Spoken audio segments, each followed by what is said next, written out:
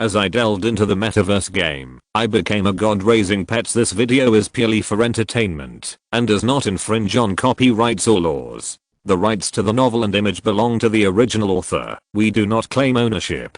Don't like waiting and want to listen to this fanfic in full now? Subscribe to our Patreon, where you'll find the best fanfics. Chapter 101. Open the door. At night, at the central base. Thinking of the people from the research institute who came to visit him during the day, the base commander sat alone in the dark room, thinking silently. The wine in his glass swayed slightly, and the color was clear, and looked very tempting. Exactly. How should we deal with the people from the research institute?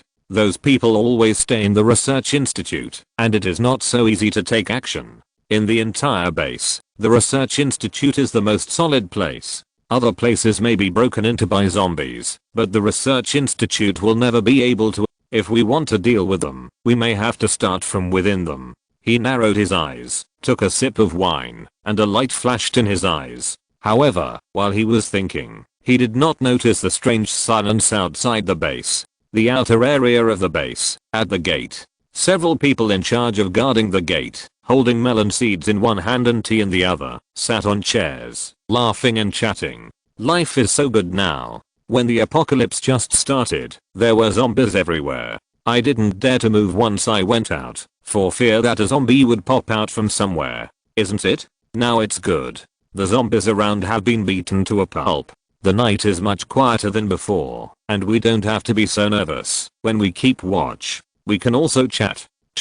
Actually, I still want to watch a show more. I should have brought my tablet with me earlier. Who would have thought that there would be such a peaceful life? I didn't bring any electronic devices with me.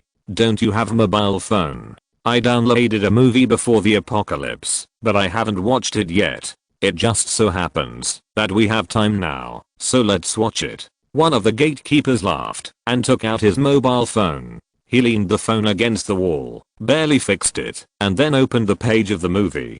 Because they were afraid of attracting zombies, they turned down the volume. Time passed little by little. At first, several gatekeepers kept an eye on the outside from time to time, but later, their minds were completely attracted by the plot of the movie. No one noticed that an invisible wave slowly spread towards the base. In the darkness, the eyes of several people guarding the gate gradually became empty. One of them slowly walked to the side of the gate switch and pulled the switch. The gate of the outer area gradually opened. Several gatekeepers closed their eyes and fell to the ground. In the dark little room, only the sound of the movie was still playing. Outside the base, rustling sounds continued to be heard. At the same time, in a tent in the outer area, a man covered his growling stomach and climbed up with a heavy heart. It's really bad. I originally wanted to save some contribution points and exchange for a quota to go to the inner area. Who knew that I would be hungry now after eating at 9 o'clock in the evening? This is too unfilling, right? He climbed out of the tent with a speechless face and tried to find something to eat outside. However, after walking around, he realized that many people were also hungry like him. But most people just got a rope outside, tied their waists tightly, and then went back to sleep. Of course, there were also people like him, searching around outside, trying to find something edible from the corners. In the end times, although most plants have mutated, there are a few plants that are the same as before. Of course, most of the ones that have not changed are the weeds on the roadside. Ahem. Anyway, there are many edible weeds on the roadside, such as plantain, purslane, etc. He barely survived with these before. The man searched around and finally found only a little clover. Thinking of eating this stuff when he was a child, he gritted his teeth and picked these clover. When he was about to put it in his mouth, he looked up and saw the gate of the outer area. What's going on? Exclamation mark. Why is the gate of the outer area open? Exclamation mark. Aren't you afraid of zombies? Exclamation mark. Wait. Could it be that the gatekeeper was confused in his sleep? Exclamation mark. The man was startled and didn't care about eating clover anymore and hurried to the guard room. However, before he ran to the guard room, he saw several red eyes in the darkness. The man was so scared that his eyes widened and he stared at the front. He didn't notice that the clover fell to the ground. He saw a thin zombie standing in the front and leading the way. As he walked into the gate, thousands of zombies followed him into the base. It was too late to close the door. The man screamed like crazy, and the previous prophecy flashed through his mind. Enemy attack, help, he screamed, and ran back frantically, hoping to wake up everyone in the base. So many zombies, it's not something that 1 or 2 psychics can handle. Fortunately, many people in the outer area were hungry and didn't sleep well. When they heard the sound, they immediately rolled over and got up. After all, zombies occasionally run into the outer area, and they are used to such tense days. However, many people ran out and were still shocked when they saw the dense zombies. Zombies, so many zombies. The zombie army is coming. Sure enough, the prophecy is true. We are doomed. Hurry up. Didn't the foresight say that some of us can survive? Maybe we are the ones who survive? The wall of the inner area is much thicker than the outer area. Everyone run to the inner area. The people in the outer area were panicking and desperately ran to the inner area, shouting for help. Such a loud noise naturally alarmed the people in the inner area. The people in the inner area, who were close to the outer area, were startled. They looked at the crowd surrounding the gate of the inner area and the approaching zombies, and were scared out of their wits. What should we do? Should we let them in? No. Don't open the door. There are so many zombies. Maybe many people have been bitten. When they turn into zombies, what can we do? Where are the superpowers? Go and call the superpowers to save people. Stop arguing. It's so dangerous now. Everyone should work together. The people in the inner area argued and argued, but they couldn't come to a conclusion. The people in the outer area looked at the approaching zombie army, slapped the door desperately, and shouted at the top of their lungs, "Open the door. Let us in. Save us." In the shouting, many people were completely drowned by the zombie army. In the center of the base commander, who had just thought of a good idea, was about to go to bed, but suddenly heard the noise outside. He got up impatiently and was about to curse, but when he heard the cries of the people around him, his heart sank suddenly. Zombie army. The zombie army actually appeared. Isn't this a lie by Ruanruan? Exclamation mark. Chapter 102 Prophecy. Thinking of the prophecy that the base would be destroyed, the base commander gritted his teeth, grabbed some food from the house, picked up his weapon, and ran quickly to the back door. On the way to escape, he met several subordinates. It seems that everyone has the same idea. Taking advantage of the large number of people at the front door, they can take the opportunity to slip out through the back door. No one spoke, just silently running wildly in the dark. On the other side, the front door of the inner area was hit hard by the people from the outer area and gradually began to have dents. At the junction of the inner and outer areas, some people began to collapse and cry, some people were cursing, and some people broke into other people's homes and started to rob supplies. The base was in chaos. Where is the base commander? Isn't the base commander the strongest? Come out and fight. Are we going to die? It seems that today is my last day alive. I want to die, full ghost. Get out of the way. Don't block my way. You don't want to live. I still want to live. Just when everything was in chaos, a shrill shout was suddenly heard. The base commander ran away from the back door. This sentence was like water dripping into a frying pan, and the people in the entire base exploded instantly. How can this be? The base commander is now the strongest person in the entire base. How could he abandon us? No. I want to find the base commander. Many people who were blinded by anger picked up their weapons and chased to the back door. However, even if they didn't chase him, the base commander would not be able to escape so easily. As soon as the several escaped base executives reached the back door, they were stunned by the dense zombie army. The entire base was surrounded by zombies. It was just that the zombie army at the front door attacked, and the other zombie armies responsible for the siege had not approached yet, and just stood outside silently waiting. So when they saw it from a distance, they thought there were only tens of thousands of zombies, but in fact the number of zombie armies was much more than they imagined. The base commander couldn't believe it. After all, he had been in the base for so long, so he naturally knew how many zombies there were nearby. Obviously, the zombies nearby were almost killed, and only the North District was not attacked. But how many zombies could there be in such a small area? Exclamation mark. Unexpectedly, he frowned, and when he was trying to find a way to break through the encirclement of the zombie army, suddenly, a large group of people surrounded him from all directions. Base commander, don't even think about escaping. Looking at the angry eyes of a large group of people behind him, his face sank. Asterisk a few days later. Just after a big battle, Ruanruan and others found an open space, spread a few picnic blankets on the ground, sat down and began to rest. It's really tiring. I don't know how so many animals appeared. After all, it's a mountainous area. It's not strange to have animals. No. Shanshan just hit a big tree and her hand is bleeding. I have to use some alcohol to disinfect it later, otherwise it will be infected.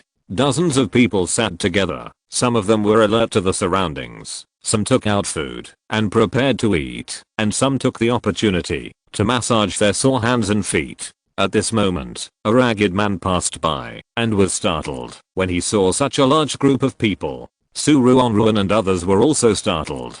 Fortunately, Ruanruan had good eyesight and quickly recognized the person. Aren't you Wenheo from the central base? Wenheo was responsible for registering superpowers at the central base, which was a relatively easy job. The others were stunned. It was Nyanwen who looked at him for a long time before recognizing him. It's true. Wenheo, why are you here? In fact, what she wanted to ask more was why he looked like this? Exclamation mark.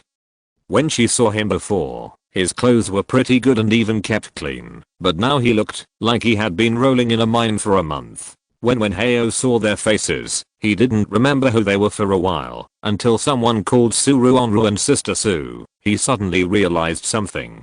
Big brother Su. It turned out to be Big brother Su. He cried and threw himself at sister Su's feet, hugging her feet tightly. Ruanruan watched him wipe his tears and snot on his pants, and the veins on her forehead jumped. Let me go. She twitched her eyes and pulled back her legs. Brother Su, it's great to see you. You don't know, your prophecy came true. When talking about the prophecy, Wenheo couldn't help but tremble. Because of the prophecy, several brothers and sisters in the family insisted on leaving the base. The old man in the family was very reluctant and dragged his feet for several days. Seeing this, several brothers and sisters with superpowers simply knocked the old man unconscious and took him away. However, that night, before they had walked far, the old man woke up. The old man was very annoyed. They trusted the base very much and didn't believe that the predicted things would happen at all. They clamored and insisted on going back. It is said that old children are old children.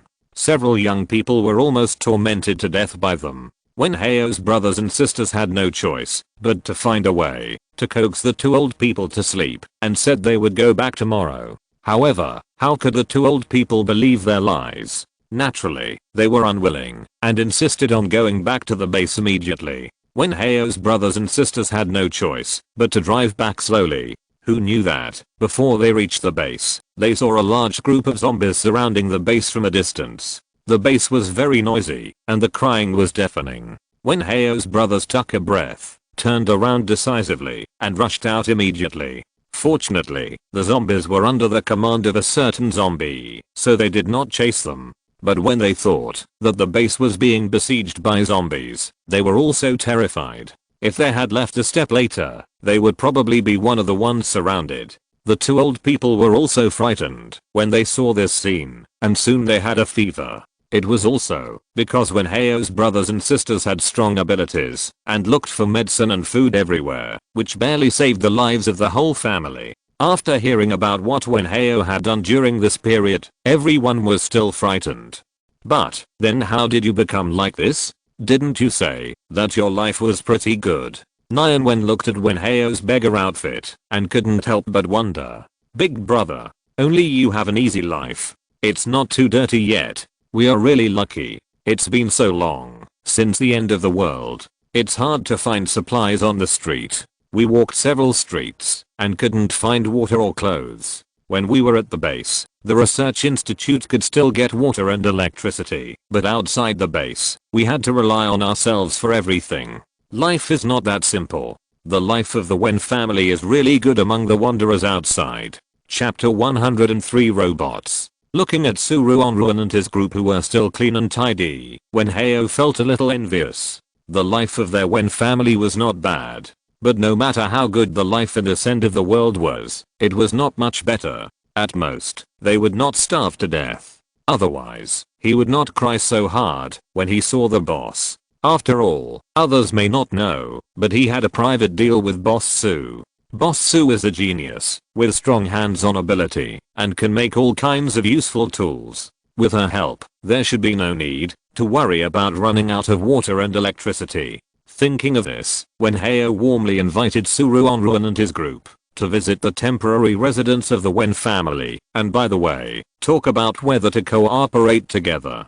Ruanruan and his group discussed it, and felt that Wen Heo was a good person, and their family had several powerful superpowers, which made up for the shortcomings of Ruanruan's team. If everyone gets along well, it is worth considering. So, they followed Wen Heo to their temporary residence. On the way, he introduced his family. According to him, his family has many brothers and sisters, including cousins. There are dozens of them. Even Wen Heo himself didn't recognize them all. When they heard this, everyone was stunned. When they arrived at Wen Heo's villa, there were only 2 people left in Wen Heo's family. There are 4 strongest people in their family. 2 of them are responsible for taking care of the elderly at home, and the other 2 are leading the team to find supplies. When Heo brought Ruanruan and others in, the 2 were very alert. It was only when they heard Ruanruan's name that they relaxed. It turns out to be Nasu. I have heard of you for a long time. The medicine you gave me before is really useful. A sister in our family was infected with plague before, and it was thanks to you that she was cured. When Heo's brother arched his hands and saluted, just like in a martial arts drama, Ruanruan was stunned, and also imitated him and saluted. Excuse me, Brother Wen. The 2 saluted like this, and the people around them immediately showed strange expressions. Sister Zhu almost spit out a mouthful of water on the spot. The group was invited into the hall of the villa. The Wen family is warm and friendly, loyal, and will not spread the saintly heart everywhere. The reason why they are relieved about Ruanruan is that Ruanruan has treated many people before, and secondly, their team has predicted the danger and informed everyone in the base of the upcoming crisis. After Ruanruan and others communicated with the Wen family, they were very satisfied with each other. However, mutual cooperation is a big deal after all, and it is impossible to decide all at once.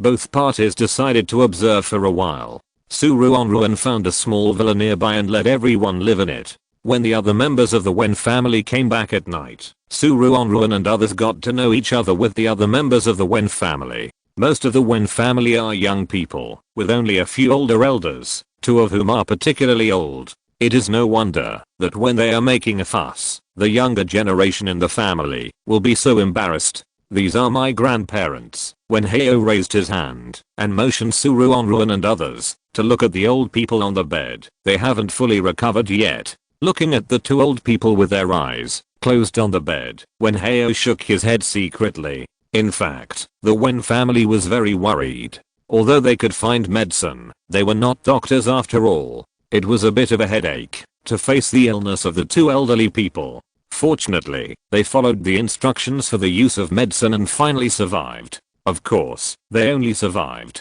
It was obviously impossible to recover to their original state. Several girls looked at each other and whispered, "Oh, I should have brought the medical robot made by Sister Susu." With the medical robot, the illness of the 2 elderly people should have been cured long ago. Don't think about it. That medical robot is so big, how can we carry it? Their voices were very low, but the Wen family members with sensitive ears still heard it. Excuse me, what is the medical robot you are talking about? With this, the elderly's illness can be cured. It's really a big treasure. When these words came out, the girls who were secretly discussing were startled, but they quickly regained their composure. That medical robot can not only treat most diseases, but also take care of patients. It's really very useful. The Wen family, what? There is such a good thing. If we have a medical robot, we don't have to worry about getting sick. They gathered together, whispered and discussed for a long time, and then smiled. When Heo went into the house and took a lot of sausages, trying to exchange information with Ruanruan's team. Can we ask where this medical robot is produced? Where can we get it? There are not many people in their family who can take care of people. In the past few days, not only the younger generations who are responsible for taking care of the elderly are exhausted, but the two elderly people have also been tossed around. With a medical robot, it is a great thing for their whole family. The girls looked at each other and shook their heads. When we were in Jin City before, we stopped at a hospital. Now the robot is in the hospital, but the medical robot is very big. One robot takes up 4 or 5 square meters. If you want to move the medical robot, you may need a bus. The bus is full of seats. Where can we put things? I think we still need a large truck. It's good enough to find a car to drive, and you want to specify a large truck. Are you dreaming? The girls started arguing. The Wen family was a little disappointed. They only had 2 cars, both of which were vans. They could still hold a lot of food and daily necessities. But if they wanted to install a large machine, it would be impossible. They were about to give up, but when they learned that the medical robot was made by Ruanruan, their eyes suddenly lit up. They just wanted to say, "Su boss. Really awesome." Ruanruan looked at their eyes shining with tears. She couldn't even drink her soup anymore, and could only put down the bowl of soup. Don't look at me like that. There are no suitable tools and materials nearby. It's quite troublesome to make this. More than troublesome. She made those 2 medical robots before, because she thought that, if the girls didn't leave the hospital, they would be much safer with those things. Who knew that the girls would follow her in the end? Medical robots are very bulky, occupy a large area, and are quite troublesome to manufacture. Unless she finds a place to settle down, she will not do it again. Thinking of the elderly people in the Wen family, she paused. If you trust my medical skills, I can show them to your elders. Of course, the Wen family trusts Ruanruan. Hearing this, their faces are full of joy. Brother Su, thank you so much. If there is anything we can help you with in the future, just come to us. Chapter 104 Not Found. Time flies, and in the blink of an eye, several years have passed. In a small village. Mom. We are back. Su Mian and Zhu Xianshan cheered and rushed into the house. Zhu Crossing couldn't help but smile, and subconsciously opened his arms to hug his daughter. Su Mian turned her head, but she didn't see her mother anywhere, and couldn't help but feel a little strange. Aunt Zhu, where is my mother? Being questioned, Zhu Crossing's body stiffened unconsciously, and she smiled, suppressing her guilty conscience. Your mother probably went to find food. Wait at home for a while, she should be back soon. After that, she quickly changed the subject. By the way, are you too hungry? Do you want some nutrient solution? Nutrient solution? The 2 little girls were stunned and blinked. Yes, haven't you been busy going out to find food these days? Zhu Crossing looked at them with a smile. Su saw that you were so hardworking, so she developed a nutrient solution. Just when you went out this morning, she made it. You can eat it as a meal in the future. She couldn't help but sigh secretly in her heart. Su is so amazing. I don't know what she does in the real world, but she has developed a nutrient solution in just a few days. Moreover, the nutrient solution developed by Su is much more delicious than the nutrient solution in the real world. Although it doesn't taste good, it's not bad after all. Not only Sister Zhu sighed, but also the audience in the live broadcast room sighed. Awesome. The boss is really awesome. I couldn't find anything to eat before, and I thought the boss was going to starve to death. What the hell is starving to death? Exclamation mark. He is a boss after all. No matter how miserable he is, he won't starve to death, right? Don't underestimate the end of the world. There was a very awesome boss with super powerful superpowers, both thunder and space superpowers, but he starved to death. Su Mian and Zhu Xianshan looked at each other, both a little confused. Can the nutrient solution be eaten as a meal? Then why does my mother have to go out to find food? Su Mian was a little worried. Does the nutrient solution have any side effects? Hearing this, Zhu Xianshan's mind was opened up, and she became nervous unconsciously. What are the side effects? Will it make you suddenly shorter? Will your superpowers become weaker after eating it? Or will you feel uncomfortable somewhere? Zhu Crossing couldn't help but twitched his eyes when he heard his daughter's words. It's not what you think. There are no side effects. This nutrient solution is very good.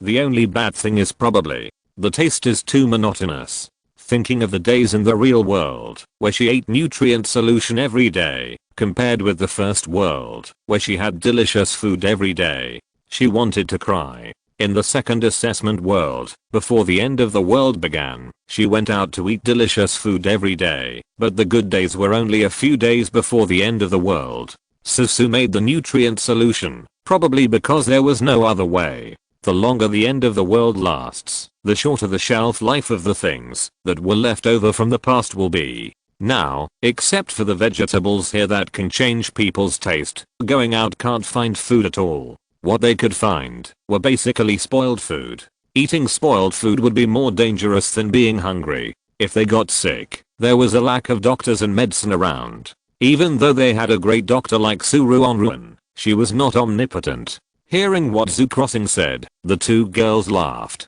How bad can it be? Aunt Sue's cooking is always good. All the food outside is inedible. We can't live on cabbage, eggplant, and peppers. Aunt Zhu, is the nutrient solution produced in large quantities? Is it enough for us? After Aunt Zhu's ability was upgraded again, there were more peppers to eat at home. Recently, they have been eating stir-fried cabbage with peppers or stir-fried eggplant with peppers. Eating too much is really scary. If there is a new food like nutrient solution, I think everyone's appetite will be better. Zhu Crossing smiled and said, don't worry, the output of nutrient solution is very high, enough for our human body to replenish all the nutrients, and you don't have to go out to find food anymore. The two little girls' eyes lit up, and they immediately pestered Zhu Crossing and asked her for 2 nutrient solutions to try. The so-called nutrient solution is in a test tube, and it doesn't look like much. The two opened the stopper and drank it all. The taste of the nutrient solution is like rice paste, which is thinner, and the taste is like boiled water. There is nothing special at all. After drinking it, there is a slight feeling of fullness. Is this the legendary 7-point fullness? It tastes okay. It's not bad. Mom, don't you like this? Zhu Xianshan threw away the empty test tube and was a little surprised. Sister Zhu, well, it's really not bad. She smiled and didn't say much. When the two children eat more, they will know. I feel sorry for Sister Zhu. The time for the first assessment world is even earlier, but the food is better. After coming to the end of the world, I have to eat nutrient solution again. I think it's pretty good. Sister Zhu was always with Sister Su before. She could eat the food that Sister Su cooked every day. Now it's fair for everyone. If Sister Zhu can't eat it, we can't eat it either. Is the person upstairs crazy? If Sister Zhu can't eat it, we can't eat it either. Isn't it a win-win situation for everyone? When Boss Su cooked before, I followed him every day and learned it now. I just want to ask, when is the next time Boss going to teach? Upstairs. I saw that the hand-shredded cabbage you made is not as good as mine. It's all black. How dare you say that you have learned it? There was a lot of noise in the barrage. The two girls waited for a while, but Ruanruan didn't come back, so they went back to rest. Zhu Crossing said that he also wanted to take a nap, so he went back to his room. As soon as the door was closed, a familiar figure came in from the window. Zhu Crossing patted his chest, breathed a sigh of relief, and asked in a low voice, Susu, are you okay? Ruanruan nodded, and then shook her head. Zhu Crossing didn't know what she meant, and couldn't help but said, the two little girls just came back before you. Change your clothes later, go outside to do some work, and then come back through the front door. By the way, did you find anything when you followed them this time? Ruanruan sighed and wiped her sweat with a new towel. I have followed them for a whole day, since they left the house, but I didn't find anything. Are you thinking too much? Sister Zhu said that she found something wrong with the two little girls and asked her to follow them to see if anything happened. But she has been following them for 3 days and didn't find any problems. Zhu Crossing frowned. It shouldn't be. Am I really wrong? Chapter 105 Inconvenient. Ruanruan changed into her usual work clothes and pretended to work outside for a while. Well, it was just a patrol. Now that she had made the nutrient solution, she had no shortage of food and drink, so she didn't need to look for food and drink. She just went out to see if there were any zombies or monsters nearby. In their team, there were many people in the Wen family team and the girls before. There was no other work except patrolling. Everyone worked one day and rested for several days, and their lives were very leisurely. Ruanruan greeted the patrolman passing by, silently observed the surroundings, and made sure there was no danger, so she was relieved. Although it was pretending to work, since they were all out, it would be better to take a look. While thinking, she silently checked and walked home. This village is still very safe. In comparison, she was actually more worried about the two girls. Sister Zhu said that the two girls had a secret these days, and they were mysterious every day. She was worried that the two girls were deceived, so she thought about following the two girls. However, after the teaching of the two girls in the past few years, their skills and strength have far surpassed Sister Zhu. Sister Zhu secretly followed. Not only did she not find any problems, but she was discovered by the two little girls. What the hell? Maybe it was because the two little girls found out that Sister Zhu was following them. These days, they went out to find food seriously and didn't do anything else. Of course, there is another possibility, that is, Sister Zhu felt wrong. But this possibility is too small. Sister Zhu is actually a more cautious person. She would say this, which means that she really felt something was wrong. Ruanruan walked into the room thoughtfully. The two little girls had just come back and had just fallen asleep not long ago, so they were naturally not awake yet. Sister Zhu gave her a look. She smiled, went upstairs to take a hot bath, changed her clothes, and went back to her room to rest. In the next few days, the two little girls in the house did not go far, except patrolling with the people around them. Sister Zhu was completely relieved, but Ruanruan became more and more uneasy. I don't know if it's the influence of the end of the world. Compared with studying at home, they prefer to climb trees and fish. They are not well behaved at all. They are suddenly so well behaved these days, which makes her feel weird. But no matter how she thought, time passed day by day. Suddenly one day, the Wen family went shopping. Sister Su, do you want to go with us? Today is the market. Market? Ruanruan raised her eyebrows. Oh, that's right. Sister Su hasn't been outside yet. Go northeast from our village, and you can see a small town in about half an hour. There are a lot of people there. The first day of every 10 days is the day of the gathering, and they will take out the things they get to sell. Wen Hao said with a smile. Several girls also brought backpacks, their eyes full of excitement. Last time I bought a very beautiful diamond necklace. I want to buy a mirror and a comb. My hair is already very long. I don't know how much it will cost. I told you to let me help you cut your hair short, so it will be much more convenient to go out. You don't have to worry about spending money. After talking for a while, the girls enthusiastically invited Ruanruan to go with them. Ruanruan was busy reinforcing the car last night. Now she just felt very sleepy and didn't want to go out at all, so she refused them. Sister Zhu was responsible for helping her last night, and she was also yawning. However, Su Mianmian and Zhu Xianshan agreed. Ruanruan had a headache. How about we go next time? I'm too sleepy today, and I'm not in good spirits. I really can't protect you. Su Mianmian and Zhu Xianshan smiled at each other. Mom, we can protect ourselves. You taught us. Yes, Aunt Su, don't worry. What's more, there are Uncle Wen, Sister Wen and other aunts and sisters. Looking at their strange expressions, Ruanruan's eyes flashed. The others around didn't notice their abnormality, and they all helped to speak. Sister Su, don't worry, we won't let the two little girls get into trouble if something happens to us. Yes, there are so many of us together, not to mention that we have been training for so long. We have been to the nearby town many times, and there is no danger. Sister Su, don't worry. Sister Zhu, do you think Sister Su is too worried? Under the persuasion of everyone, Ruanruan and Zhu Xianshan looked at each other and nodded. After they left with a smile, Ruanruan was still worried. She used some refreshing oil on herself and followed them secretly. She now knew why the assessment was so difficult. It was easy to act alone, but she was always worried about any accidents in order to save her child's life in the apocalypse. I hope the next assessment will allow her to rest.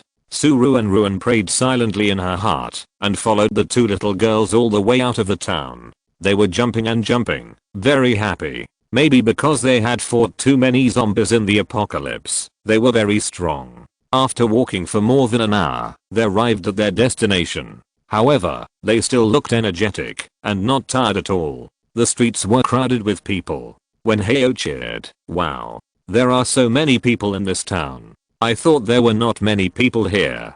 The expressions of the two strong men of the Wen family tightened unconsciously, and they subconsciously grasped the weapons hidden at their waists. However, they were the only ones who were alert, and the others were completely excited. "Ah, that street over there is full of food.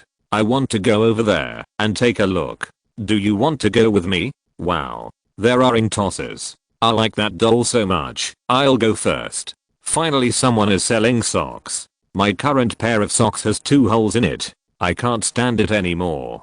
Several people cheered and went their separate ways. The two strong men of the Wen family covered their foreheads and shouted hurriedly, "Everyone remember to gather here at 3 o'clock in the afternoon. Don't miss the time."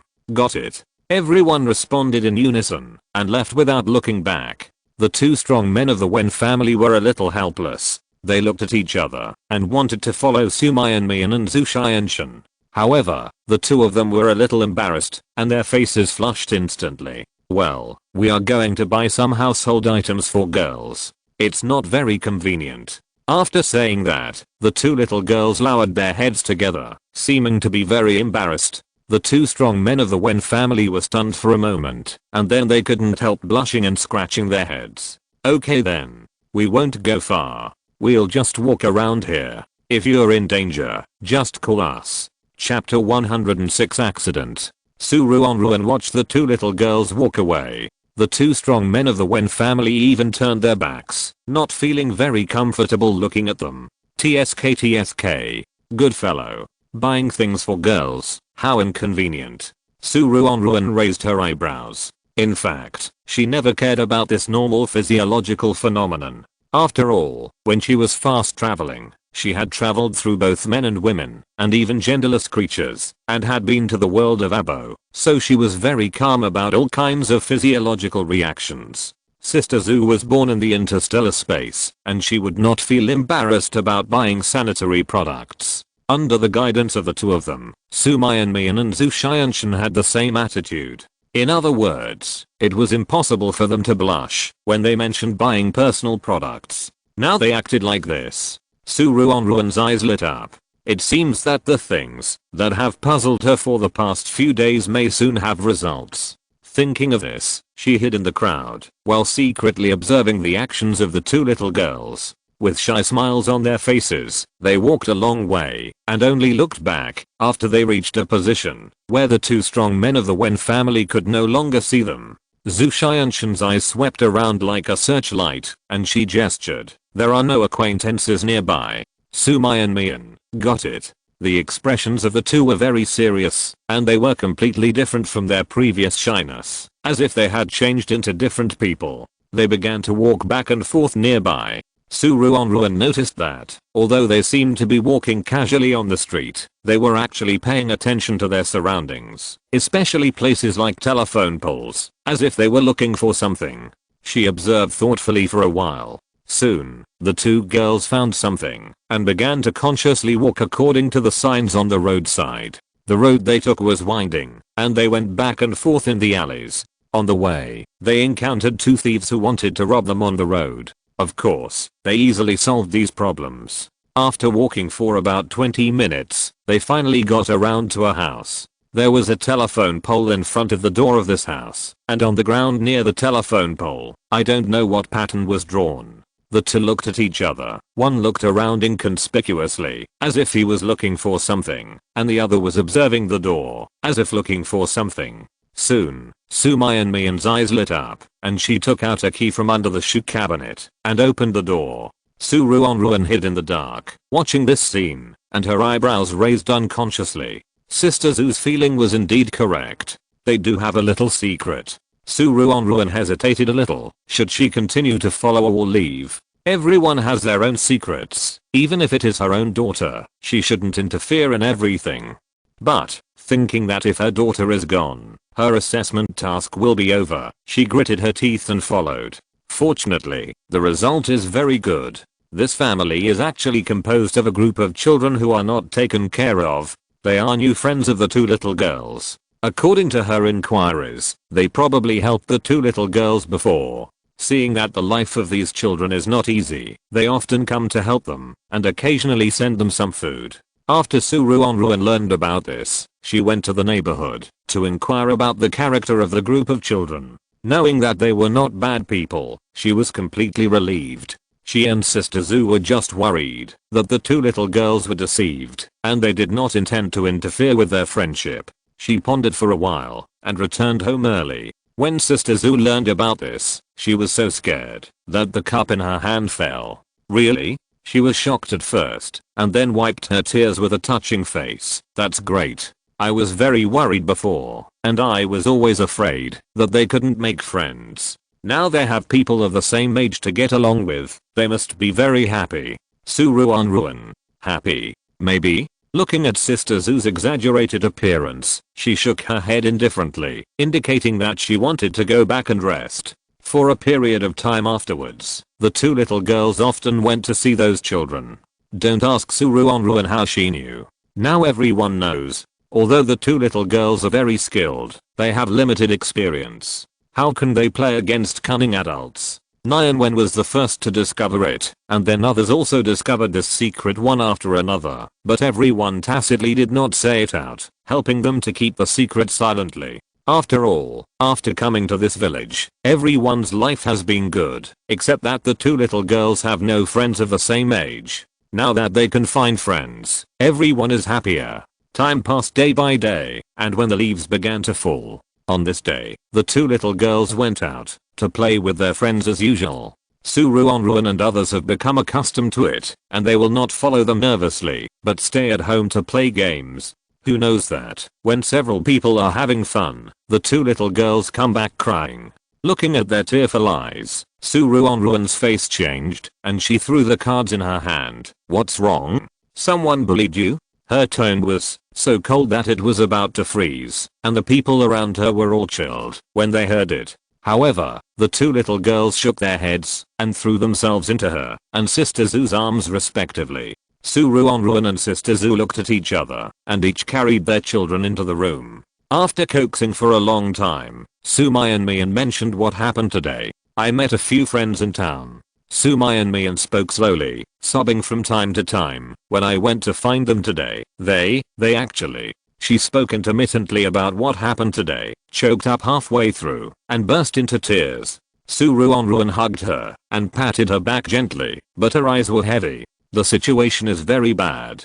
Everyone said that tomorrow and the accident, no one knows which will come first. Now the accident has happened. Ruanruan actually knew the skills of the group of children. They were able to survive in the town. First, the people in the town were pretty good, and there were no two evil guys. Second, they did have some skills, and several of the little guys were superpowers. She also met the group of children privately, and asked them if they wanted to live with her. But they refused. Naturally, she didn't ask any more questions, nor did she worry about it. After all, they have been outside for so long, and have not encountered any major crisis. Who knew that it was so sudden that the group of children was wiped out? It was said that a group of robbers came to the town. They burned, killed, looted, and committed all kinds of evil. They treated the weak as toys and madly killed the old people and children in the town. As soon as the two little girls entered the town, someone came to report the news.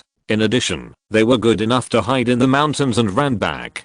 Chapter 107 Fever. Ruanruan can save the sick, but she can't bring them back to life. She frowned, feeling heavy in her heart. With her and Sister Zu around, the two little girls rarely saw dead people, and at most they saw strangers leave. It was the first time they saw their friends leave, and they didn't know what would happen to them. Mian gradually got tired of crying and fell asleep in her arms. Ruanruan held her daughter in one hand and gently patted her back with the other hand, with a flash of worry in her eyes. It was unknown how long it took for her daughter's frown to gradually relax. She picked up her daughter, carefully put her on the bed, and covered her with a thin blanket. She wrung out the towel, and wiped the tears from her daughter's face. Just as she was about to leave, her hand accidentally touched her daughter's face. Hiss. It's so hot. She gasped and paused. What's going on? Exclamation mark. When she was holding her daughter just now, the temperature was obviously not so high. Ruanruan put down the basin and put the back of her hand on her daughter's forehead. Mian's body temperature was still rising rapidly. If it continued like this, she suspected that the forehead could boil an egg. The more she thought about it, the more worried she became. Ruanruan decisively got a basin of cold water, wrung out the towel, and wiped her daughter little by little, trying to lower the temperature. Unfortunately, this method was not very effective. Later, she changed to wiping the body with alcohol, sweating under the quilt to dissipate heat, feeding her daughter hot water, etc. But the effect was not very good.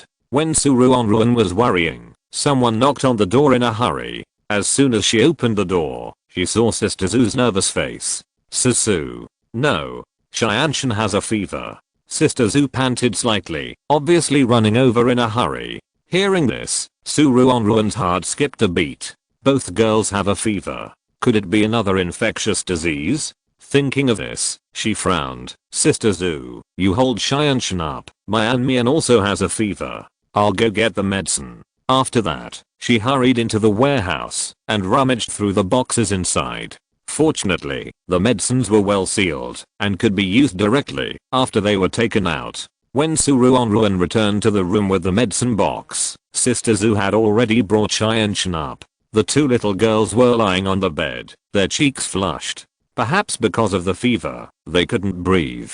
Although they were not conscious, they still opened their mouths slightly to breathe. Taking a deep breath, Ruanruan barely regained her sanity and took the pulses of the two little girls one by one. Feeling the pulse on her hand, her frown gradually relaxed. How is it? Susu? How do you need to decoct the medicine? I'll go get it for them now. Sister Zoo asked hurriedly when she saw her retract her hand. The two of them are not infectious diseases. Ruanruan rubbed her temples. They are supernatural powers. She picked up the medicine box and slowly put it back in the warehouse and then returned to sit next to the two little girls. Supernatural powers? Sister Zoo repeated these two words, stupidly standing there, her eyes full of confusion. What supernatural powers? No. Don't the two little girls need to take medicine when they are sick? Exclamation mark. Thinking of this, she subconsciously asked her doubts. Ruanruan lowered her head and covered the gloom in her eyes. Xianshan and Mian have been stimulated and now have superpowers. Now should be the stage of generating superpowers. Fever is a normal phenomenon. If we intervene rashly, it may cause accidents. She was in a bad mood. Not everyone likes superpowers. In fact, although the two little girls do not have superpowers, they are also very powerful under her teaching, and ordinary people are not opponents at all. If superpowers appear, what if it is similar to her previous superpower of turning stones into gold? It is simply useless. What's more, the fever stage of superpowers may still be dangerous. She has to pay attention all the time. After listening to Ruanruan's words, Zhu Crossing also fell silent. The two sat quietly by the bed and waited patiently. They kept an eye on the superpower fluctuations in the two people to avoid any accidents. Time passed little by little. Fortunately, everything was safe and sound. When night fell, the two little girls woke up. Mom? They called out in a daze. Ruanruan and Zhu Crossing hurried over. The two little girls still looked a little confused and slowly supported their bodies to sit up. As soon as they sat up, they realized something was wrong. I'm so hungry. I feel like I can eat a cow.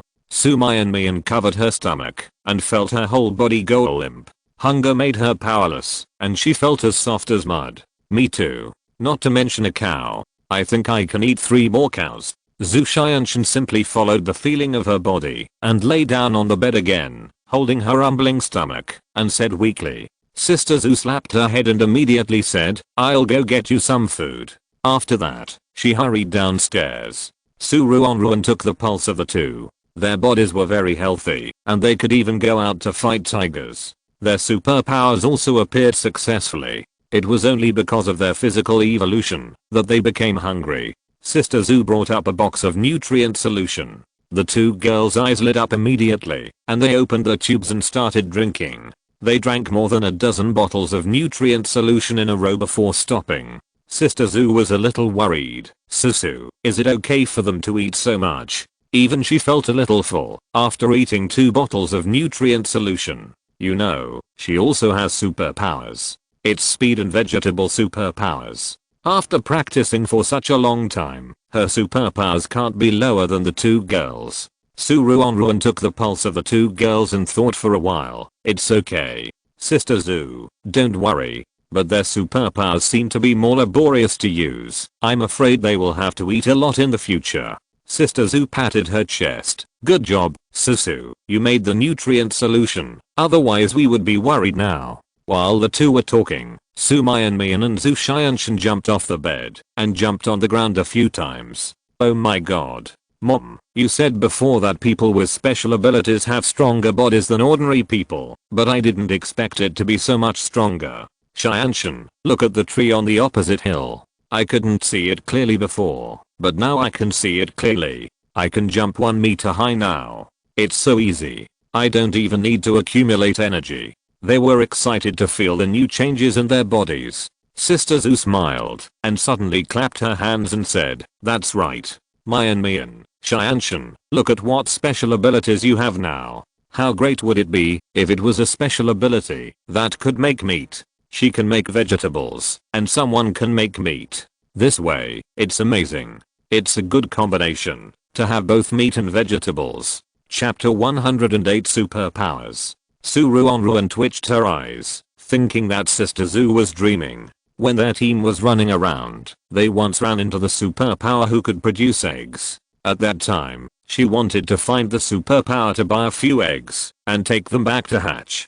Who knew that the superpower told her that the eggs could not be hatched? They could only be kept for eating. The shelf life was about the same as that of ordinary eggs. They could only be kept for about 6 or 7 days. Maybe it was because they hadn't eaten eggs for too long. So in the end Ruanruan and her group bought a lot of eggs and left. Thinking of that time, because they were afraid of spoilage, they ate eggs for 5 or 6 days in a row. Ruanruan couldn't help but wipe off the cold sweat. Want meat? How can it be that easy? However, she was a little confused about what superpowers the two girls had. In this world, Ruanruan had seen countless superpowers. These superpowers also have some characteristics. For example, fire-type superpowers have a lot of fire energy. When you touch their hands, you can clearly feel the heat. Ice-type superpowers seem to be frozen, and when you get close to them, you can feel a burst of cold air. The characteristics of the two little girls are completely different from the superpowers she has come into contact with before.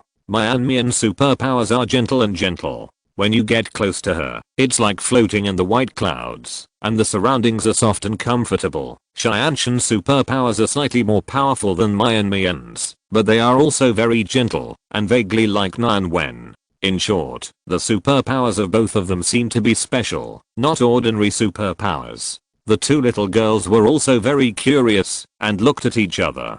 Mian took the lead, and used her superpowers towards the window. A beam of light appeared in her palm. Mian exerted force and swung the beam of light to a tree not far away. The four of them looked at the direction of the beam of light. The beam flew to the tree and then gradually disappeared. The tree has not changed at all. It is still the same as it was before. A gust of wind blew and a few leaves fell. Everyone? Question mark? We are all superpowered people, so we can see the patterns on the tree clearly. There is indeed no change. Sister Zu's expression twitched. This superpower. The lethality is a bit weak. Mian was also very strange. She released the beam again, but just like last time, no changes appeared. After using the superpower twice, Mian began to pant. Oh no. So this is what it feels like to run out of superpowers? She was a little tired, one hand on her waist and the other hand on the wall, with a shocked expression. Although I have heard from superpowers that running out of superpowers will be very uncomfortable, so many people don't like to rely on running out of superpowers to upgrade, but I didn't expect it to be so uncomfortable. Ruanruan hurriedly helped her to the bed. After she rested for a while, Xianxun also began to use her superpowers. Similar to Mian, Xianxun's hand also had a burst of white light. The white light was released on the tree, and the tree did not change at all. Ruanruan and Sister Zhu fell into deep thought. What's going on? Are Mian and Xianxun's abilities the same? No. They still feel a little different. They shouldn't be the same abilities. But what is certain is that they are both special abilities. Sister Zhu. The two crossed their arms and thought. Suddenly, Sister Zhu had an idea. Susu, we can let Linwan give it a try. Ruanruan was slightly startled when she heard her suggestion. 10 minutes later, in the villa hall, Linwan sat in the middle of a sofa, and Mian and Xianxun sat next to her. Xianxun held Linwan's hand. Ruanruan and Sister Zhu began to ask questions. Is Xianxun's ability a defensive ability? Linwan's body lit up red. Is Xianxun's ability a healing ability? Linwan's body lit up red again. Xianxun's ability is detect lies, predict the future, read minds, turning stone into flesh, flying into the sky and hiding underground. The two asked back and forth for a long time, but the light on Linwan's body was still red. Their mouths were dry from asking so much that Ruanruan poured everyone a glass of water and drank 2 glasses herself to moisten their dry mouths and tongues. They rested for a while before starting to ask questions again. Mian even fell asleep. After asking for nearly an hour, Ruanruan and others finally found out. It turns out that Xianxun's ability is space ability. Because this thing is so rare, no one thought of it for a while. Xianxun's space ability is very small, and it can't fit a big tree, so when the white light is placed on the tree, there is no reaction at all. But when Xianxun released the ability on the paper towel on the table, the paper towel disappeared. A few people tried it, and found that Xianxun's space was only about 1 square meter, and there was not much that could be put in.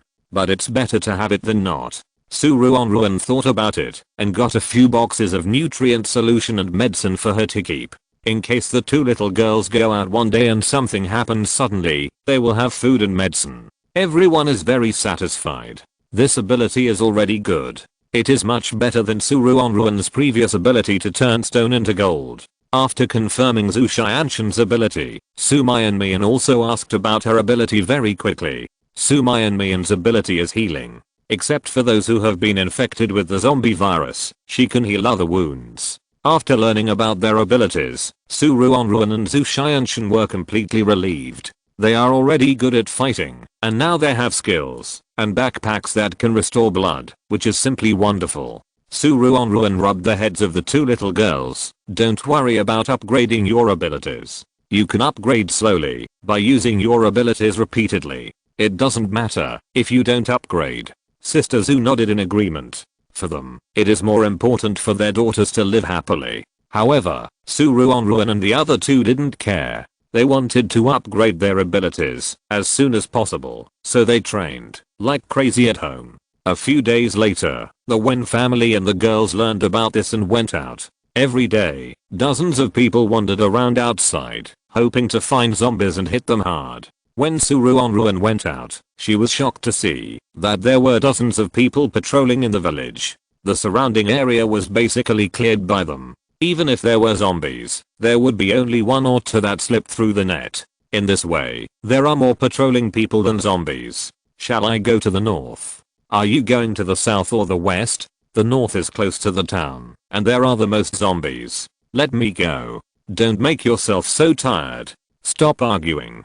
Don't fight with me. Let me face the crisis. Someone was confused. What's going on? Are you also eager to fight monsters? Is there something that I don't know about? If you're listening to this novel on a channel other than Fanfic World, it means they downloaded and uploaded it without effort. We cordially invite you to visit our channel, Mundo Fanfic Novelos. There you'll find the original version of this story and you can explore many other novels of various genres. We're waiting for you to immerse yourself in a world of incredible novels. Chapter 109. Experts among the people. What? Haven't you heard yet? Ordinary people are prone to secondary evolution when facing great stimulation. Those who originally did not have superpowers are likely to have superpowers. What kind of rumor is this? This kind of talk is obviously false. Most likely the big base wants people to go out and fight zombies, so they send people to spread the word, right?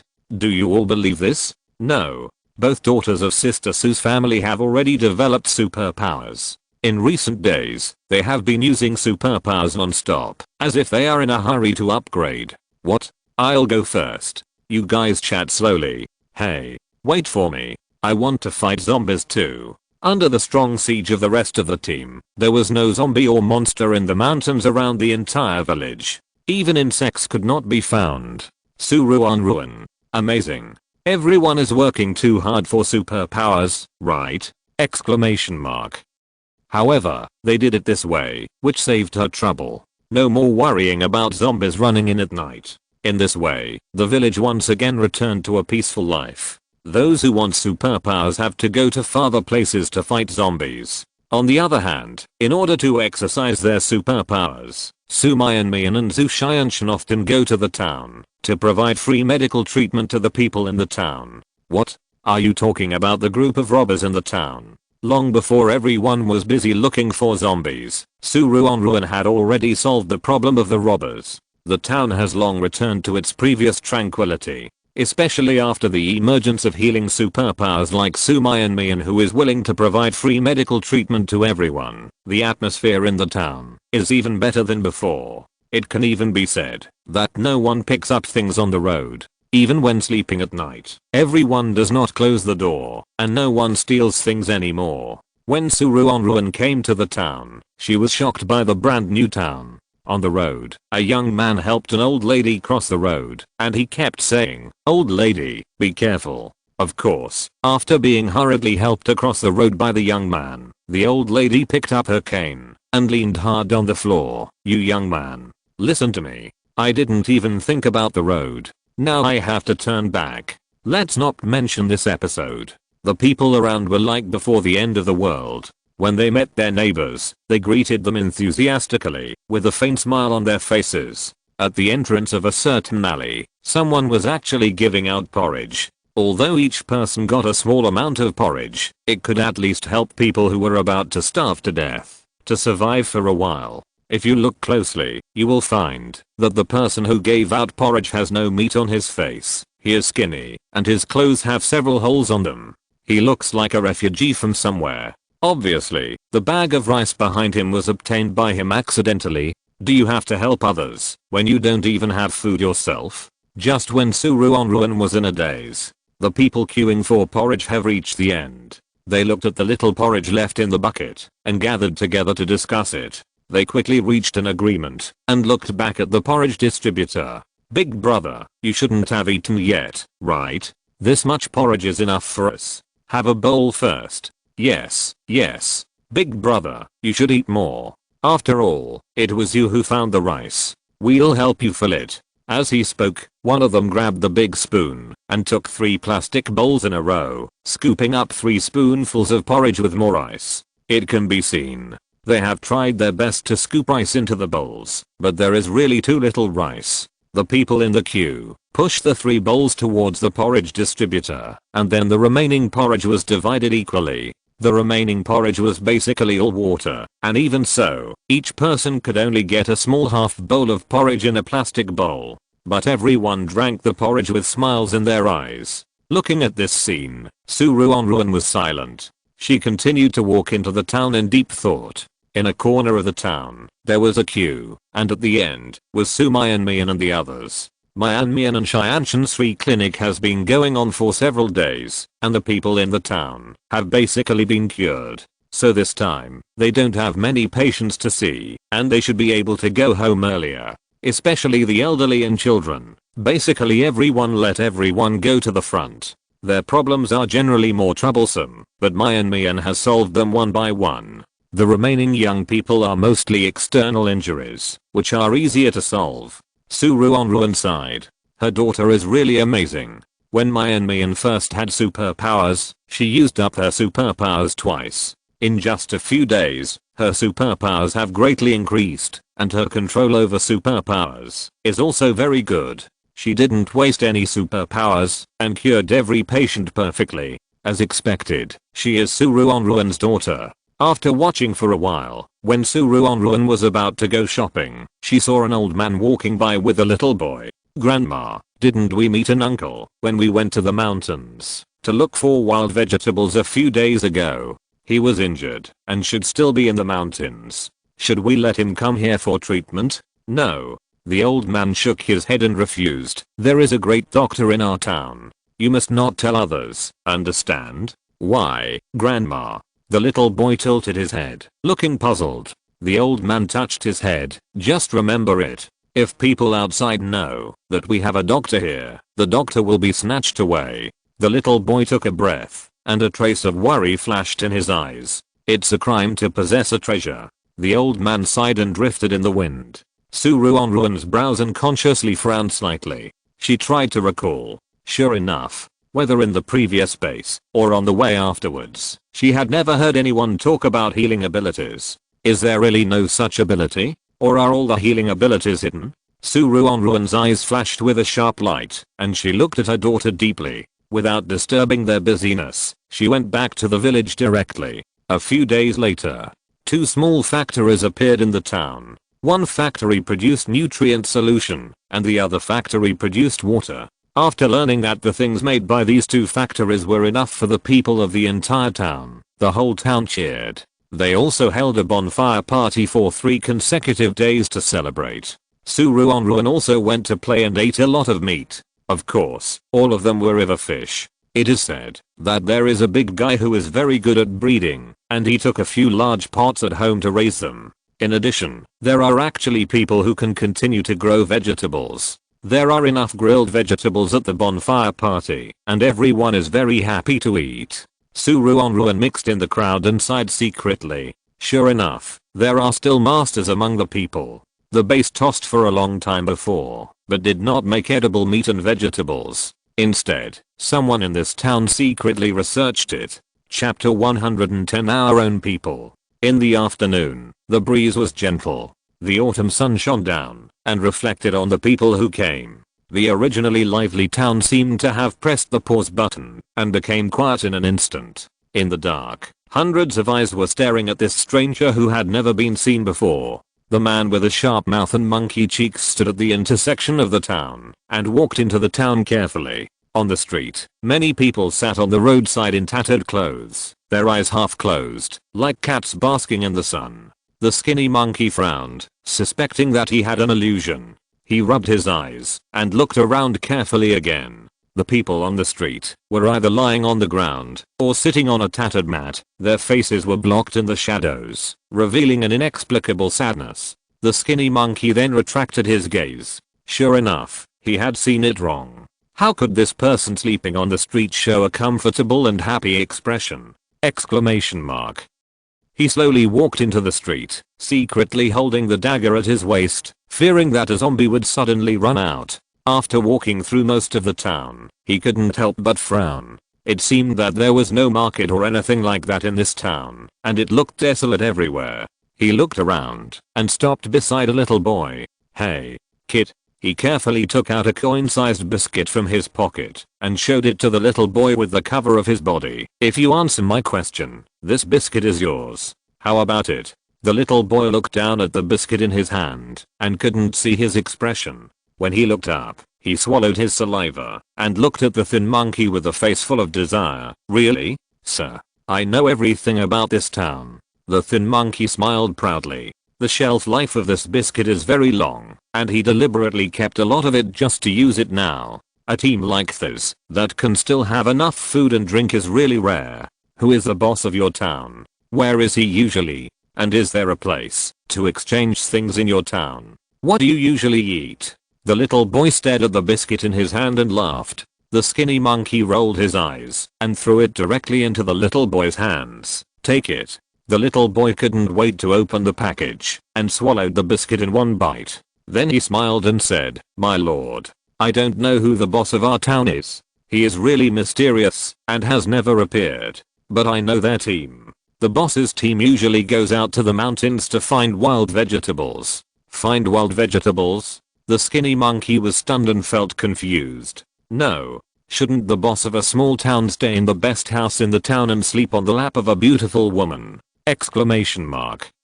He actually went out to find wild vegetables. This sounds too uncool, right? Exclamation mark. Yes, the little boy lowered his head and suddenly found a clover from the gap in the floor. He immediately lowered his head excitedly and pulled the grass out and handed it to the skinny monkey to see. My lord, look. Wild vegetables like this can be eaten. After that, the little boy stuffed the root of the clover into his mouth. A faint sour taste spread in his mouth. The skinny monkey was startled when he saw the little boy suddenly eating grass. Our boss went out to find edible wild vegetables like this. There are a lot of them in the mountains. If you eat them, you won't starve to death. In fact, there are also some wild vegetables in the town, such as in the corners of the wall. If you don't want to go to the mountains, you can also look for them in the town. As for the place to exchange things, we have a market on the first day of every 10 days, on the biggest street. The little boy whispered. A light flashed in the skinny monkey's eyes. What do you have in the market? Is there food and drink? Are there daily necessities? The little boy recalled for a while and shook his head. There are wild vegetables to eat. Drinking water. There is a big river over 2 mountains. We get water from there. As for other things, sometimes someone will sell some mirrors, combs and other things, but these things are rare and quite expensive. Last time someone sold a comb at the market and exchanged it for 5 kilograms of wild vegetables, enough to eat for many days. Hearing this, the skinny monkey was very disappointed. Originally, the boss sent him to this town to take a look, just to find some useful things, such as clothes, quilts, toothbrushes, toothpaste, etc. But what happened? Exclamation mark. There are too few things here, right? Exclamation mark. Aren't the people in this town worried? Exclamation mark. Maybe one day, they may be naked and hungry.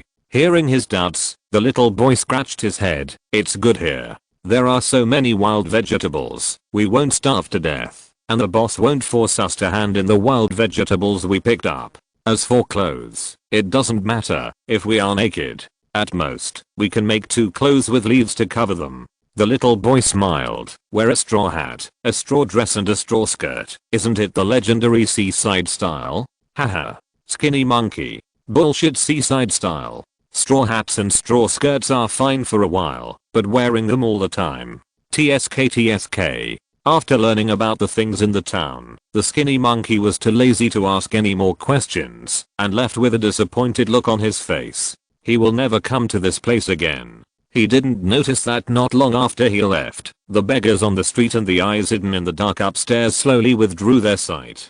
The little boy who ate the biscuit immediately rushed to the small clinic. The doctor in the clinic had been sick before, and he didn't know about the free clinic. It was because the neighbor saw that he was not doing well, so they carried him downstairs and let Sue Mian cure him. After resting for a while, he opened a clinic in the town. The doctor with a few white hairs on his head examined carefully and smiled with relief. Fortunately, there is nothing wrong with the biscuit. The people around him immediately breathed a sigh of relief. That man finally left. I don't know what he was doing here. Is he here to find some supplies? Where can we find any supplies in our town? By the way, have you researched clothes? Aren't those trees growing at the intersection of the town used to weave clothes? It's still silk thread now. It will take a long time to make clothes. There are only a few people in the whole town who can spin thread and make clothes. Can you blame us for this? What era is this? Everyone works on computers. Who can spin thread and make clothes? The strange face left the town. The town was filled with laughter again. However, the joyful atmosphere did not last long. Only half an hour later, a man covered in blood and with dust and blood on his face stumbled into the town. The people in the town were all shocked and secretly alert. But the man shouted, "Something bad is happening. Come quickly." Someone heard this familiar voice and stopped the person who wanted to take action next to him. Wait. This is one of us. Chapter 111. Something bad happens. It's bad. Just after he finished shouting, the man covered in blood fainted in the town. The doctor in the clinic immediately rushed out to treat him, woke him up, and started to clean his wounds. But the man didn't care about his injuries at all, and hurriedly said to the people around him, "It's bad. When I was looking for wild vegetables outside, I met Dr. Sue." Thinking of the scene he saw at that time, he couldn't help but panic and anger. The people around him didn't take it seriously at first, but when he finished speaking, everyone was shocked. "Let's go find Boss Sue." Yes, yes. Everyone bring weapons. Leave some people to guard the town. The rest of the people go after Dr. Sue. Just let 3 people go find Boss Sue. Soon, the people in the town were ready to go. The motorcycle roared through the path. 10 minutes later, Ruanruan heard the urgent knocking on the door and opened it. "Boss Sue, it's bad. Dr. Sue is in danger." Hearing this, Ruanruan's face froze. Dr. Sue? Who else could there be? Except for the people in the village, the people in the town didn't know that she had medical skills at all. They just thought that Mian had the ability to heal. Ruanruan decisively closed the door and followed them away. On the way, several people talked about what happened. It turned out that a strange face came to the town. Everyone finally tricked the person away. When they were about to breathe a sigh of relief, who knew that this person happened to meet Su Mian and Zhu Xianshan, who were out looking for herbs. It was just such a coincidence that at that time, he happened to meet a mutant wild boar and was seriously injured. Mian saw it and cured it. This scene happened to be seen by someone in the town. He was worried that the man would spread what happened to Mian, so he immediately rushed up and knocked the stranger unconscious, trying to find a way to bring him back to the town. Unfortunately, at this time, another mutant wild boar appeared. Fortunately, this resident was a combat type and fought a big battle with the mutant wild boar. Su Mian and Zhu Xianshan fainted from exhaustion because of their help and crazy use of superpowers before. The residents of the town beat the wild boar while leading it to the town. On the way, he completely knocked the wild boar down. Then he hurried back to the town and asked for help to save people. That's why they came to find Ruanruan. After asking for the location, Ruanruan sat in the driver's seat, asked the guide to sit behind her, and then sped out. Looking at the after images passing by, the people sitting behind her were trembling with fear. The boss drove too fast. Wouldn't the car fall apart halfway? Exclamation mark. Forget it. This motorcycle was modified by the boss. The boss wouldn't joke about his own life. Exclamation mark. Although he thought so, the excessive speed still made the people sitting in the back seat pale, lowered their bodies, and held the armrests on both sides tightly to avoid being thrown out. In less than 3 minutes, the motorcycle turned a corner and Ruanruan brought the people to the place where the accident happened. However, apart from the few bloodstains left on the ground, there was no trace of Su Mian and the other person. Only the people in the town shouted Dr. Su and Miss Zhu. Ruanruan took a deep breath and decisively began to search around. Her eyes were like searchlights, following the almost invisible tiny traces around, and soon found Mian and Xianshan behind the nearby bushes. They were covered in blood and had fainted. Seeing their appearance, everyone gasped. "Boss, I'll bring the doctor over now."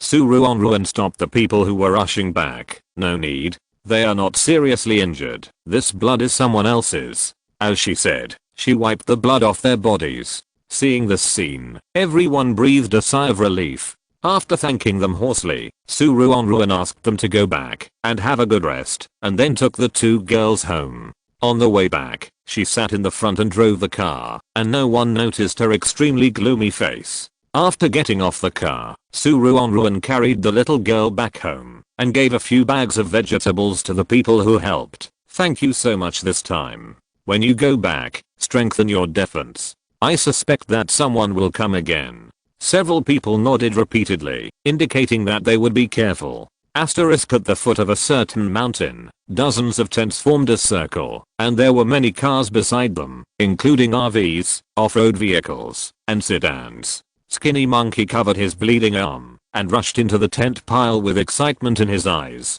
"Boss, Good news. When he shouted, the gatekeeper immediately noticed him and frowned.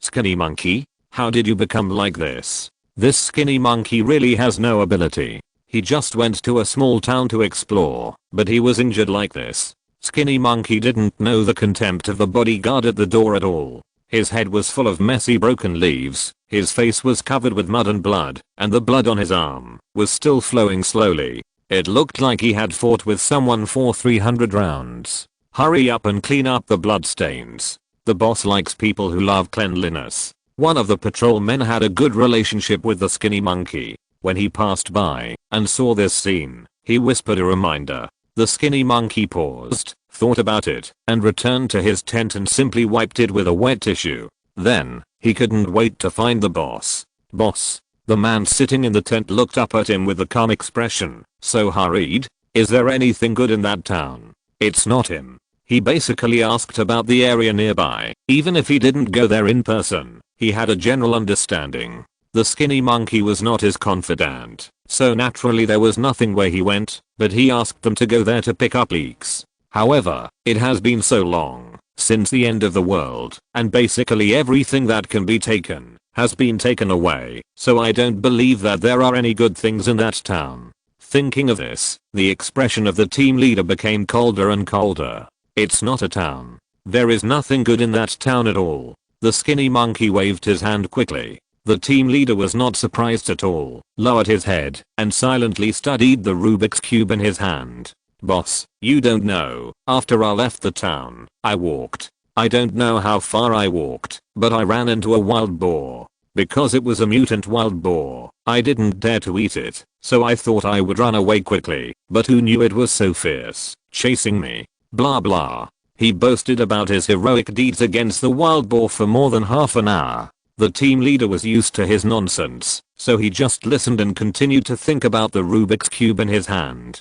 Chapter 112. The one knocking on the door. When the leader of the team finally succeeded in restoring the Rubik's Cube, he suddenly heard an incredible statement. That healing psychic is really amazing. The leader's eyes became sharp, and he tightened his hand holding the Rubik's Cube. What did you say? Huh? Being interrupted suddenly, the skinny monkey was stunned for a moment. I said that the healing psychic is amazing. I was hit by the wild boar, and felt a chill in my chest, and I thought I was going to die. But who knew that the healing psychic would make me almost healed after one move? Where is your wand? Let me see. The leader of the team interrupted him. The skinny monkey quickly lifted his clothes and gestured on his abdomen. It's here. There is a big hole. I didn't expect that I could be saved. It's a miracle. The leader's eyes swept over his arm, and his eyebrows became cold. What's wrong with your arm? He can heal the wound on your stomach, but not the wound on your hand. In his opinion, it would be better for the skinny monkey to heal his brain first. No. He also needs to heal his brain. It seems that he really hasn't been out for a long time, and he actually believed the nonsense of Xiaohao. Boss, when the healing psychic was treating me halfway, someone suddenly jumped out from behind me and knocked me out. Xiaohao smiled helplessly. I don't know if the healing psychic is still safe. Asterisk in the village. Ruanruan stood on the balcony, looking into the distance, with a meaningful expression. Susu, what are you doing here? It's time for lunch. Sister Zhu looked at her in surprise when she passed by the balcony. I'll go down first. Okay. Ruanruan nodded, retracted her sight, and followed down to the first floor. Just as everyone was eating the nutrient solution silently, someone suddenly knocked on the door. Ruanruan held down the two little girls who wanted to rush out to open the door, and said, Sister Zhu, take them up, I'll go and see. Everyone was stunned, and their original smiles were restrained. If it was the Wen family or the group of girls next to them, Ruanruan would not react like this. Ruanruan opened the door only when Sister Zhu and her group had all gone upstairs and Luo Yang was left sitting on the sofa. The skinny man stood at the door, his eyes sweeping through the room like a searchlight, but he never found the familiar figure. What's the matter? Ruanruan said coldly, as if she didn't see his eyes. His eyes flickered and he smiled.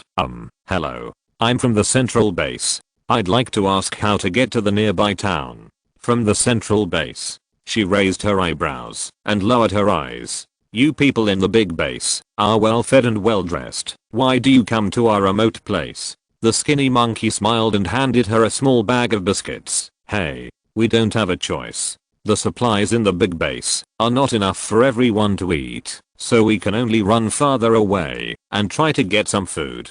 Ruanruan nodded, took the biscuits, and then smiled. There are 3 small towns near our village, and there is a big city further away. There are hospitals, schools, and supermarkets. If you want to find supplies, you can go to the big city. If you want to find a place to live, you don't have to go so far. You can stay in the 3 nearby towns. As she spoke, she introduced the locations and routes of the 3 different towns one by one. Skinny Monkey seemed to be listening carefully, nodding from time to time, but in fact he had not paid attention to what she was saying. His eyes were wide open, and he wanted to rush in to find someone. Ruanruan didn't seem to notice his distraction, and after saying this, she just looked at him quietly. Coming back to his senses, he was shocked to see the dark eyes. Noticing that she didn't speak again, he quickly smiled. Haha, I remember that. Actually, if possible, I wonder if you can take us in? There are not many people in our team, only 7 people.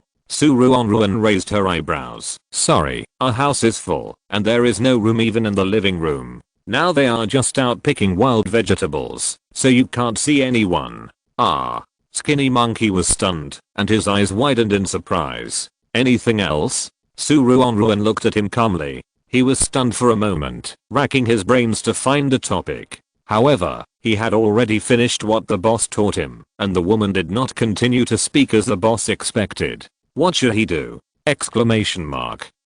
Ruanruan did not wait for him to finish his days, and said, "It's okay, just leave it at that." After that, the door slammed shut. The skinny monkey looked bitter and slowly returned to the team. However, what shocked him was that, even though he had failed, the boss still had a blank expression, as if everything was under his control. Let someone else go and ask later, the boss said coldly. In the next few days, someone knocked on Ruanruan's door every day. Some wanted a glass of water, some said they wanted to ask for directions, and some said they came to sell things. In short, there were only a few excuses. After going back and forth, the whole family realized that something was wrong. Wen, can't your ability sense what's going on with the people outside? Linwan was a little worried. They come to our house every day. I've used my ability several times, but I didn't see their figures in the prediction at all. Wen rubbed his temples. I don't know how to ask. How did you ask? Luo Yang frowned. On the first day, I asked if we were in danger, but after my ability was activated, I didn't predict anything. On the second day, I asked the people who came to the villa in the past few days what would happen in the future, but the picture that came out was also very short, which was the picture of them knocking on the door in the past few days. On the third day, I asked how to get through the next predicament, but the picture that came out was Sister Sue. Sister Sue? Linwan repeated subconsciously. Yes, Sister Sue seems to be in a laboratory or something, and I don't know what she is studying. Anyway, I have tried my best. Wen rolled her eyes. According to the picture she asked in the past 3 days, although she didn't know whether this group of people were going to cause trouble, she could be sure that they would not cause much trouble to the family. At most, it would be a little bit of a setback. Otherwise, her ability would not be so calm. Linwan and the others were relieved, but Ruanruan was not reassured. Precognitive ability is very useful at certain times, but it is the most unreliable at certain times. A small change may have a huge impact on the future. Thinking of this, she became more and more uneasy. It is not a good thing to keep defending so tightly. If it goes on like this, she will have nothing to do but wait here. She must find a way to lure the snake out of its hole. Chapter 113 Good idea. After meditating at home all night, Ruanruan finally came up with a good idea. The next morning, as soon as she woke up from the bed, she took out the cosmetics she had collected and put on makeup for everyone in the family. Mian and others seemed to have undergone plastic surgery, completely changing their appearance, and left the villa in front of the surveillance. She herself disguised herself as Mian, waiting for the arrival of Xiaohao and his group. leaning on the sofa, a trace of irritation flashed in her eyes. I don't know if her disguise can deceive them. After all, she is a head taller than her daughter. My daughter grows up relatively fast, but after all, she is only 12 years old and is not as tall as her. I hope Xiaohao didn't pay attention to her height when he met my daughter on the first day. Just as Ruanruan was in a daze, the door of the villa was knocked again. Sitting in the empty villa, Ruanruan was like a robot. Her neck slowly turned her head to look at the door, and suddenly a weird smile appeared at the corner of her mouth. Is it finally here? Nightmare, go away. Tell the truth. Once the villa was empty, it really looked like a horror movie. Help. So scary. Sister Sue's eyes are beautiful and scary. Sister Sue, kill me. I'm leaving first. I'll come back after the goddess has dealt with them. Remember to call me then. In the barrage, dense exclamation marks covered Ruanruan's face, and the audience's fear subsided a little. Ruanruan put away her smile, stood up and opened the door. In order to facilitate disguise, she deliberately changed her voice. Hello. What can I do for you? Who are you? The skinny monkey was stunned. His eyes seemed to be glued to her face. After looking for a while, he suddenly grinned. Aren't you the one who saved me that day? Hearing the skinny monkey's surprised words, Ruanruan blinked, looking puzzled. Sorry, I don't remember this. Did you remember it wrong? The skinny monkey hurriedly said. How could you remember it wrong? Just a few days ago, I was hit by a mutant wild boar. Thanks to your timely help, I'm alive and well now. She nodded hesitantly. Sorry, I have saved too many people. Are you here for something? The skinny monkey quickly glanced into the house and saw that the entire villa was empty. He couldn't help but be a little surprised. Strange. Are you the only one in your villa? When they came here these few days, there were at least 3 or 2 people in the hall of the villa. Ruanruan smiled and nodded. Our boss found a place with a lot of wild vegetables and took the team there. Because it is safe there, I don't need to go there, so I stayed at home to look after the house. After saying that, she seemed not to notice the sudden alert look of Xiaohao and smiled gently. Xiaohao looked at this familiar face and listened to the familiar voice in his ear. This is indeed the person who saved him. But why? He always felt that something was wrong in his heart. Ruanruan secretly raised her eyebrows. I didn't expect this kid to be an intuitive. Her plan this time was actually very superficial and could not stand up to scrutiny at all. This person thought about it for a long time and didn't figure out what the problem was, which shows that he doesn't use his brain often. But he can detect abnormalities. TSK. Compared with meticulous people, she doesn't like dealing with intuitive people. Because you can't predict their behavior at all. A variety of thoughts flashed through her mind, but her face did not fluctuate at all. As if she suddenly thought of something, Ruanruan's face suddenly showed a vigilant expression. She quietly closed the door a little, leaving only a thin crack, revealing an eye staring at Xiaohao. Wait, how did you know I live here? Seeing her suddenly vigilant look, Xiaohao was stunned, and his original vigilance disappeared instantly. He waved his hands quickly. No, it's not what you think. I'm actually here to ask for directions. Right. However, Ruanruan snorted coldly. I've heard that people have been knocking on the door to ask for directions these days. You are talking about you, right? Even if your memory is so bad, you can't remember the way for such a long time, right? I think you just want to do something bad. After saying that, she glared at Xiaohao fiercely with her eyes, as if she was looking at a villain, and slammed the door. Xiaohao, hey, I'm not. Open the door quickly. He eagerly approached the door and knocked hard. Unfortunately, the villa seemed to be empty, and no one responded to him. Skinny Monkey had no choice but to return to the team with a bitter face. When the team leader learned about what happened today, his heart suddenly moved. He waved his hand, changed his clothes in a hurry and walked out. Skinny Monkey, you go back first. I want to go talk to someone. Skinny Monkey was stunned, looking at his back as he walked away, and asked stupidly, where is the boss going? The person who had been sitting next to him and had not spoken suddenly sneered. Need I say that? He was going to find that group of lunatics at that time. When he mentioned that group of people, he couldn't help but grit his teeth. his eyes full of resentment. I really don't know why the boss trusts that group of lunatics so much. They obviously can't do anything. Originally, he was the boss's trusted subordinate. But since the group of lunatics who like to do research appeared, the boss's most trusted people have become them. It's really annoying. Can they follow the boss and protect the boss like him? Exclamation mark. Can they help the boss clean up the traitors like him? Exclamation mark. They can be like him. In short, that group of crazy people are useless, except doing research in the laboratory every day. They are simply a bunch of trash. Skinny Monkey scratched his head. Don't say that. It is because of their research that our team has enough weapons to fight against others. Otherwise, our team wouldn't have such an easy life. The former confidant sneered. They have no combat effectiveness. After joining our team, they don't have to go out to fight zombies. As long as they stay in the laboratory every day, they can wait for food and drink. With such good treatment, it is only right that we get some weapons. If they are useless, who would be willing to carry these burdens with them in the end times? The former confidant shook his head with an expression that said, you don't understand yet. Skinny Monkey touched his head, not wanting to continue this topic. So, boss went to look for them. Is there something going on? What is it? What do you mean? They are a bunch of lunatics who only like to research.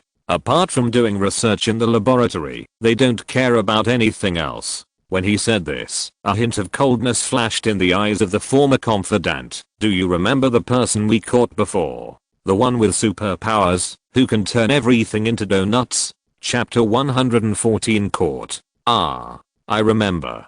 Didn't the boss say that he didn't want to stay in our team, so he was sent away? Skinny Monkey recalled for a long time and finally remembered this person. That was all a lie. He was actually sent to those lunatics for a search. The former confidant raised a mocking smile at the corner of his lips. The boss is now looking for those lunatics again. It seems that he is going to take action against that healing psychic. Skinny Monkey was stunned. Take action? What does taking action mean?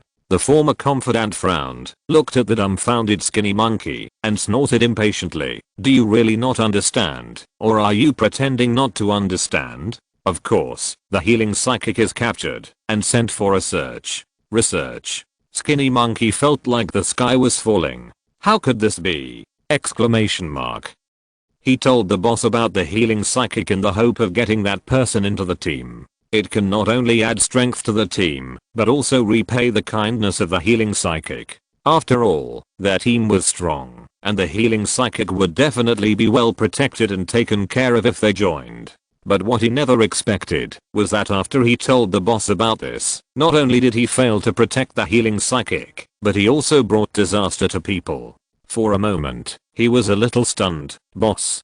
It's impossible. The boss would never do such a thing. He wanted to refute, but thinking of the donut psychic who suddenly disappeared at that time, he couldn't say anything in the end, and just walked out of the tent in a daze. If the boss really wanted to deal with his savior, what should he do? Staying in the dark space, the Skinny Monkey fell into deep thought. However, before he could figure out anything, the boss came back.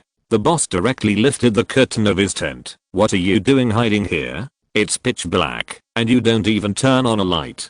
He seemed to have just said it casually, and without waiting for the Skinny Monkey to reply, he said again, by the way, I have a task for you. Listening to the boss's words, the Skinny Monkey felt that his whole body was stiff. Boss, she saved me. She saved my life. Although he was not a good person, he was not so vicious as to kill his savior. The team leader saw that he was resisting, and felt a little dissatisfied. He lowered his eyes and thought for a while, then suddenly smiled. I understand everything.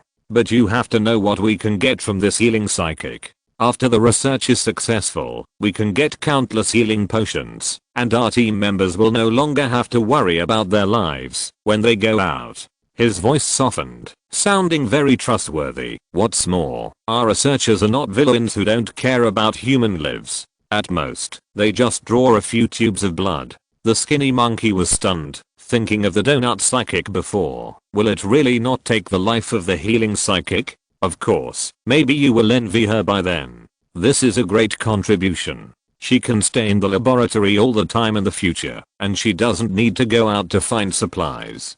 We will also support her. The team leader sighed and suddenly took out a donut from his bag and handed it to him. By the way, I just went to the laboratory and brought you 2 more donuts. You can eat it.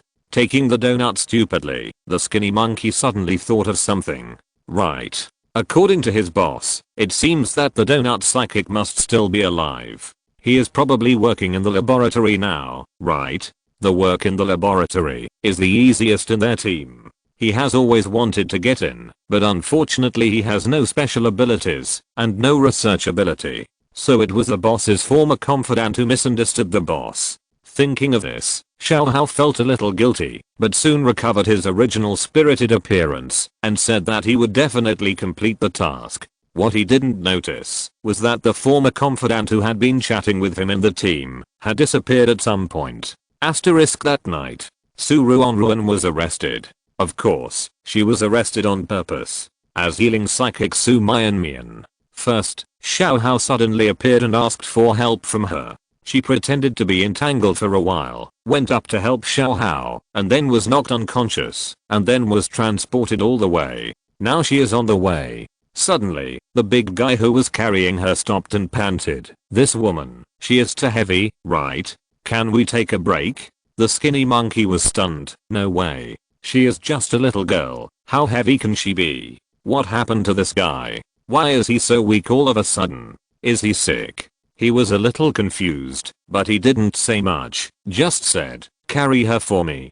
Can you still walk like this? The big guy nodded. He is a power user and has always been the one who carries heavy objects in the team, but this healing user is heavier than everything he has moved before. The skinny monkey didn't know what he was facing at all. As soon as he took Ruanruan over, he was pressed to the ground in an instant. With a plop, he almost vomited blood because of the weight on his back. So heavy. The big guy took a breath and said in a panic, "Brother monkey, are you okay?" The skinny monkey stretched out his hand firmly, but his arm trembled twice and fell heavily to the ground again.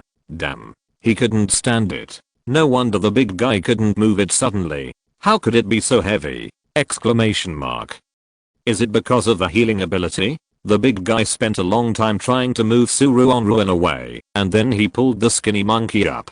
The two of them didn't dare to mess around anymore. They silently found an open space and sat down to rest. When the big guy recovered his strength, they carried Ruanruan and continued to move forward. Ruanruan. The reason why she suddenly became so heavy is because she was carrying several weapons. But these weapons are not that heavy, right? These two people can't move it.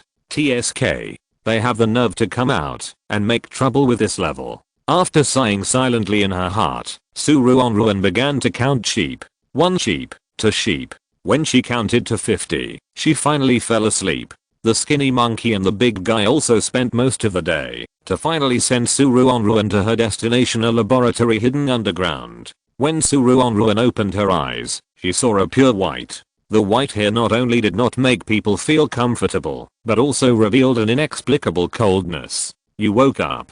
A long-haired man in a white coat saw her wake up and raised his eyebrows in surprise. I didn't expect you to wake up so early. Chapter 115 Little White Mouse. When several white coats not far away heard this, they also came over, staring at Ruanruan, who was tied to the bed like watching a white mouse. The people caught by the big guy before basically took 2 or 3 days to wake up. After all, she is a healing psychic, so of course she will wake up earlier than the previous ones. Oh. Can a healing psychic take the initiative to treat himself after falling into a coma? What is the principle? A large group of people surrounded her, as if they were discussing some academic issues.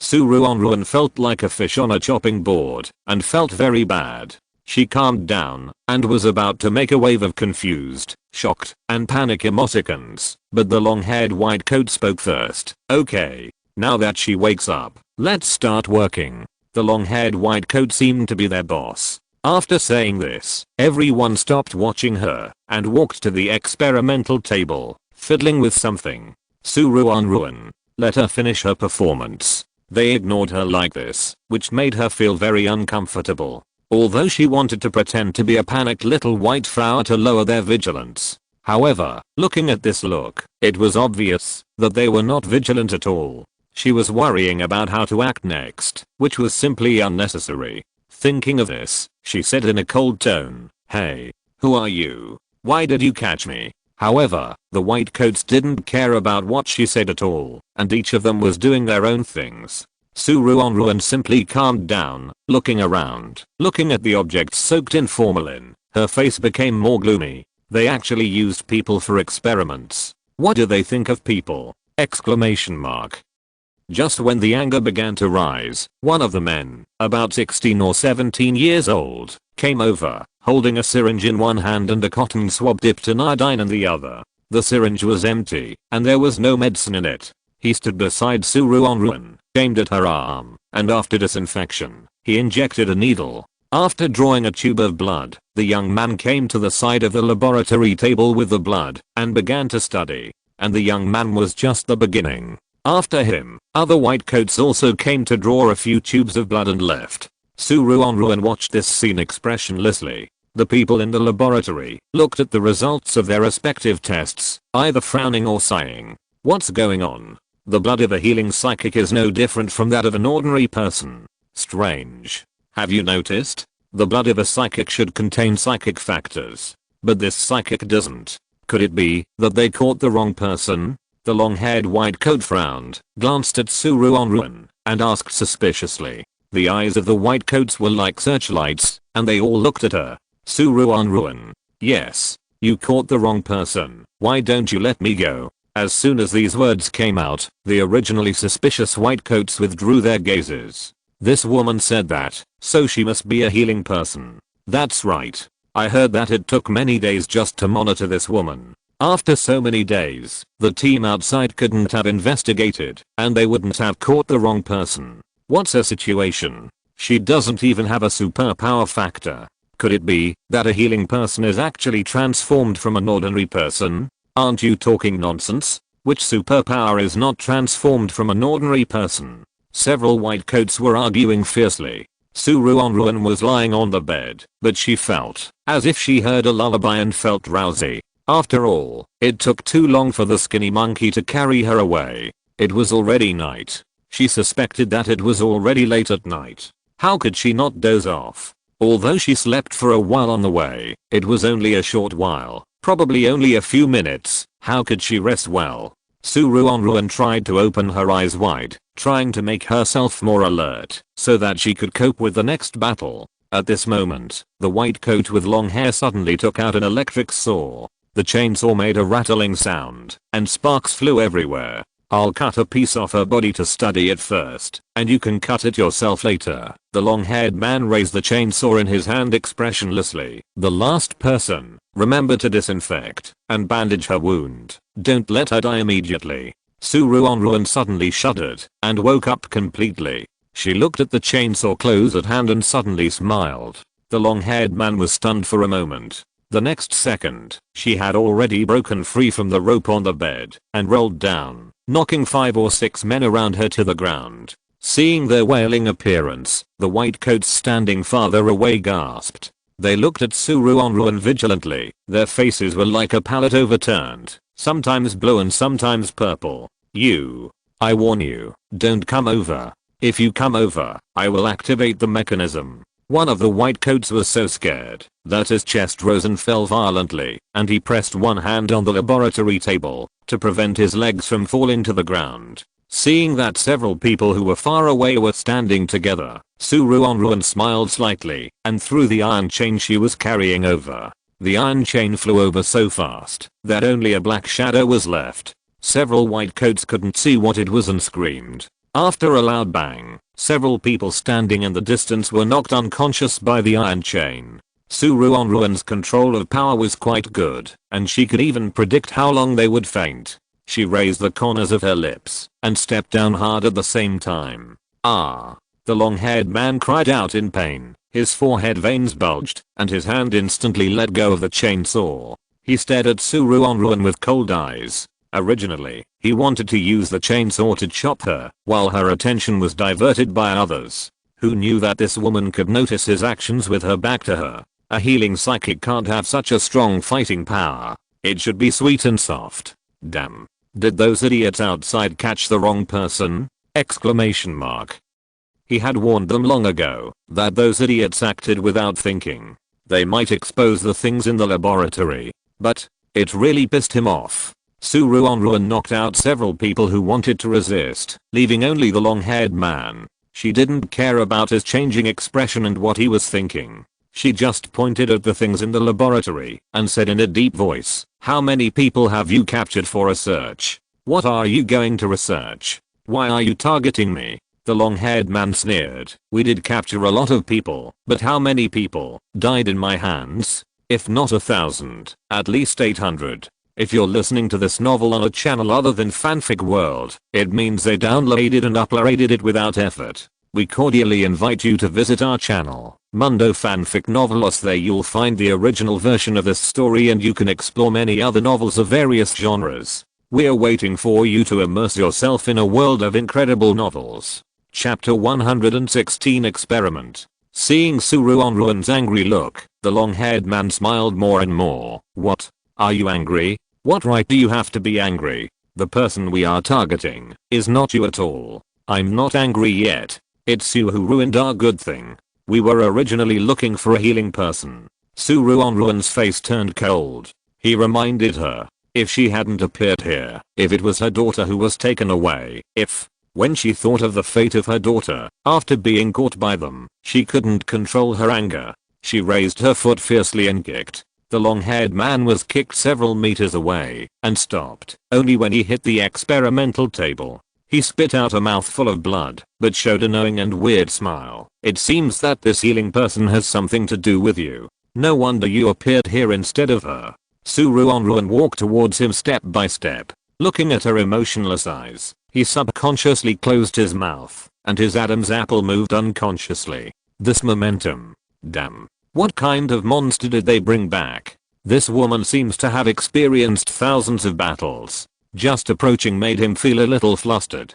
He had lived for such a long time, and no one had ever given him such pressure. She stood in front of him and grabbed his collar. "I ask you questions. You just answer them." After spending most of the day, Ruanruan finally found out the origins of this group of people. This group of people in the laboratory were originally prisoners in the prison. After the end of the world, there was a mess outside, and many zombies and superpowers appeared in the prison. This group of people ran out in the chaos and walked around everywhere. Among this group of prisoners, many people are crazy, of course. This is what Ruanruan thinks. In the eyes of the long-haired man, they are a group of geniuses, or a group of geniuses who are not appreciated. "I have done so much research just to save the world. Those who say I'm a madman are just ignorant people." Ruanruan. "Before the end of the world comes, you want to save the world? The end of the world hasn't come yet. Everyone is fine. What's the point of saving?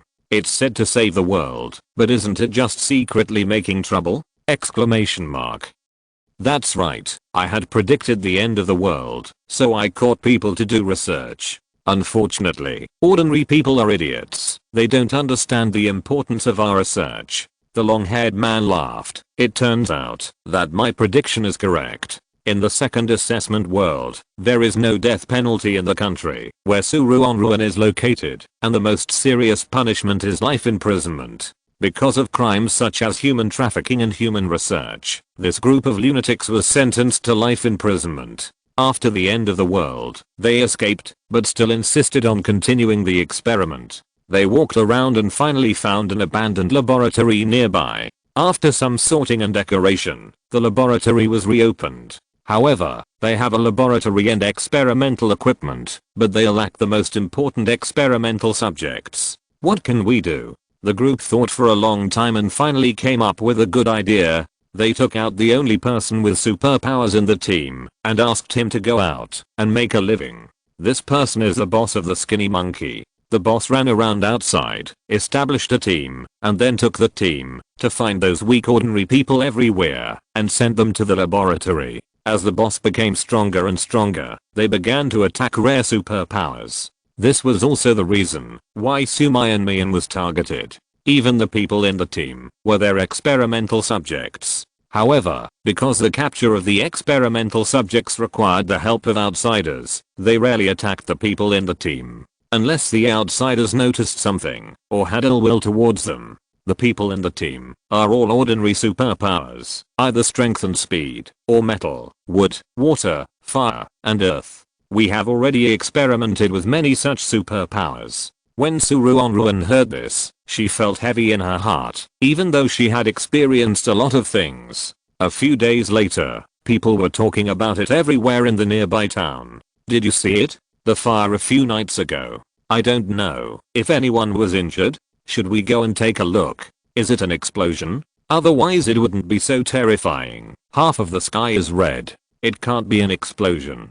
If it exploded, we would also be affected here. Many combatants discussed it and rushed to the place where the accident happened before, fully armed. However, when they arrived at the place where the accident happened, they saw a charred area. Apart from that, there was no more clue. The accident soon spread to nearby towns and cities. Everyone was more careful when going out and did not dare to run around. After all, the fire was obviously man-made. If it was an accident, the mountain would have been on fire long ago, so how could there be only one place that was burnt? What if they went out and ran into this person who used fire and wanted to attack them? What should they do then? Exclamation mark. Ruanruan didn't care about the ups and downs outside. She was worried about her daughter now. Her daughter was a very rare superpower, and not everyone was as friendly as the people in the town. Since the first person who wanted to take her daughter away for a search appeared, it was very likely that the second and third would appear. In order to protect her daughter, she couldn't be so passive. Not only was she worried, but Sister Zhu was also anxious. Zhu Xianshan's superpower was the space system, which was also a very rare superpower. Recently, there was a saying outside that, if you kill a space superpower, you can get all the supplies on him. Someone specially set up a hunting team for this purpose, specializing in sniping space-related superpowers. As a child, Zhu Xianshan is simply a big fat sheep in the eyes of the hunting team. Sister Zhu has been so worried that she can't sleep at all these days, and her hair has fallen out a lot. But even baldness can't stop her worries. After thinking for a few days, she began to set traps in the room. Of course, the traps did not hurt the troublemakers, but often accidentally hurt their own people. After more than half of the people in the villa were injured, Sister Zhu had to withdraw the traps and began to be panicked and dazed again. Ruanruan pondered for a long time and decided to build a base. We built our own base, and I don't believe that we can't protect our own people. It would be more convenient to protect our family members if there is a name of a base. Sister Zhu immediately agreed. Others had no objections. After making the decision, Ruanruan immediately took action. In just half a month, the strongest base has been built. With the village, where they live now as a core, it spreads outward in concentric circles. Chapter 117 Being kicked out of the car. That's right, the name of their base is the strongest base. They argued for a long time about what to name the base. Nianwen named it the mysterious base. She felt that once this name came out, it sounded very mysterious, and people outside would also have a sense of awe towards their base in the future. Luo Yang named it the powerful base. He thought that the name of the base was domineering and sounded powerful. Linwan also named it the friendly base. This name is gentle enough, but it's too ordinary. There are so many bases called friendly bases, and friendship bases outside. After discussing it over and over again, they decided to use the strongest word as the name of the base. The strongest sounds very domineering, and it sounds better than powerful. With such a name, no one would dare to provoke the people in their base in the future. Of course, this is just their beautiful expectation. Ruanruan didn't care about the naming, but personally led the training. It took her several days to build a brave and combative guard team, whose main job was to patrol nearby and protect the people in the base. Then, she set up a basic base management framework and assigned various tasks. After making sure that the people in the base could be self-sufficient, she hurriedly found a clean room, used it as a laboratory, and began research. In a desolate town, a van stopped, stirring up a cloud of dust. In the van, a pair of skinny grandparents and grandchildren were pushed out of the car. The old man grabbed the door, refusing to let them close it, and begged in tears, "Sir, please help us. Didn't you promise? I will give you 50 kilograms of rice, and you will send us to the official base. Get out of here." The middle-aged man closest to her kicked her out. "Don't block the door." The man sitting in the driver's seat looked at her with a smile. His eyes swept up and down her body. His eyes were lustful. "What a pity. An old woman. If it was a young woman, I could protect you. You really have a heavy taste." The man in the passenger seat was shocked and said in a sarcastic tone. The men sitting in the back seat laughed, their smiles wanton and contemptuous. The old man lowered his head and shed tears silently. The new young man scratched his head and pointed at the child. "Boss, don't you want this kid anymore? After all, he is a boy. If you train him in the future, he can do errands." The man called the boss smiled crookedly and glanced at the little boy who was 5 or 6 years old. "Oh, just this little chicken? He doesn't have any special powers. What can he do?" The team's military advisor pushed his glasses. "Indeed, this little boy will eat me out of money. His appetite is not big now. When he can do work, it will take more than 10 years. How much supplies will we have to spend to support him in the meantime? Moreover, he is a mute." The new young man was silent immediately. The food in the team has not been very good these days, and he himself has nothing to eat. Let a strange child snatch his food. Don't even think about it. After hearing what they said, the old man quickly stood further away, knelt down and kowtowed, saying, "Kind-hearted psychic, please take us to the official base. You have already taken the rice from our family." The newly joined young man pursed his lips, turned his head away, unwilling to listen anymore. However, the team leader smiled crookedly, with an indescribable malice in his eyes. "We have done our best to send you here. The supplies you gave us are not enough. Otherwise, you can give us more food. I will consider it. How about it?" The old man burst into tears. "Sir, psychic, please be kind. We have given you everything we can. If we don't go to the base, we, an old man and a young boy, will surely die." Hearing that they had no food in their hands, the team leader immediately said impatiently, "Damn it. I thought you hid the food. Forget it. I don't think this old guy dares to lie. Let's go." As he said that, he closed the car window beside him and turned his head away without mercy. "Sir, you can't do this. You've already promised me." The old woman was about to collapse and wanted to stand in front of the car to stop it. But the man in the driver's seat reversed the car in an instant and left the town like a gust of wind. A gust of wind blew, and only the grandparents and grandchildren were left standing in the empty town, with blank and helpless expressions. The old woman felt heavy in her heart. She wiped her tears, suppressed her grief, and quickly regained her attention. Now is not the time to cry. If she is bitten by a zombie, she will have no place to cry. She turned her head to look at the town, and felt it was a little strange. Logically speaking, no matter how few people there are in a town, it won't be less than the village, right? She saw so many zombies in the village. Why is it so quiet here? The old woman gradually became uneasy. Something must be wrong when things are abnormal. She looked around nervously. The skinny child seemed to sense her nervousness and quickly pulled her sleeve. "Grandma." The old woman was startled by her granddaughter's soft voice and looked around. Seeing that no one was around, she breathed a sigh of relief. She squatted down and looked at her granddaughter, who was as thin as a bamboo pole. She held back her tears and squeezed out a smile. "Be good. Don't be afraid. Grandma will definitely take you to the base. Do you remember what Grandma said? Don't talk when there are people around. Do you understand?" The little granddaughter nodded obediently. "Grandma, I will be good." The old woman was very sad. Before the end of the world, she lived in the countryside with her little granddaughter, and their life was so beautiful. The little granddaughter was not so timid, but lively and generous. She didn't have to pretend to be a boy, and didn't even dare to speak. The reason why it became like this was that when the end of the world just started, their village encountered robbers. Those beasts not only robbed the villagers of their food and money, but also raped all the women in the village. Not only adults, but even children. She lived at the end of the village. Before the beasts came, she hid the food in the old-fashioned toilet, which was a kind of manure pit. In the place where people squatted and stood, there was at least some space to hide things. Then she took her granddaughter and hid in the mountains. Maybe they were lucky that nothing happened to them. Even more fortunately, when they came back, the food had not been discovered. She carefully took out part of the food and moved the rest to another place and hid it again. The villagers grew up together.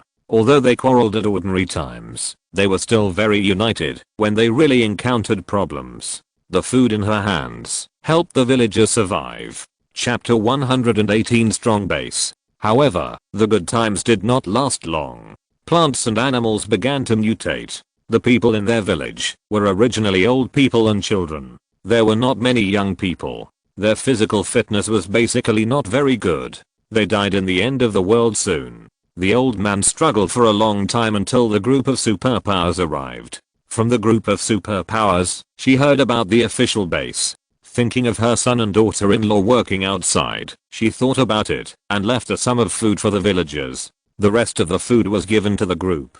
In exchange, she wanted them to send her grandparents and grandchildren to the official base. The choice of this group of people was the result of the old man's observation for a few days. After they entered the village, they did not rob anything, so their character should not be a big problem. The old man felt that no matter how bad the situation was in the official base, there should be a channel for contact, and he should be able to inquire about the news of his son and daughter-in-law. However, this group of people suddenly broke into the village, promised well, but now left her and her granddaughter in this small town. The old man sighed deeply. Now is not the time to think about these things. Now that things have come to this, she must quickly protect her granddaughter and not let her starve to death here immediately. As for joining the official base, we will talk about it later. In this way, the old man took his granddaughter and settled down in the town temporarily. They relied on the last small piece of biscuits hidden on their bodies to survive for one night and started to go out to find food the next day.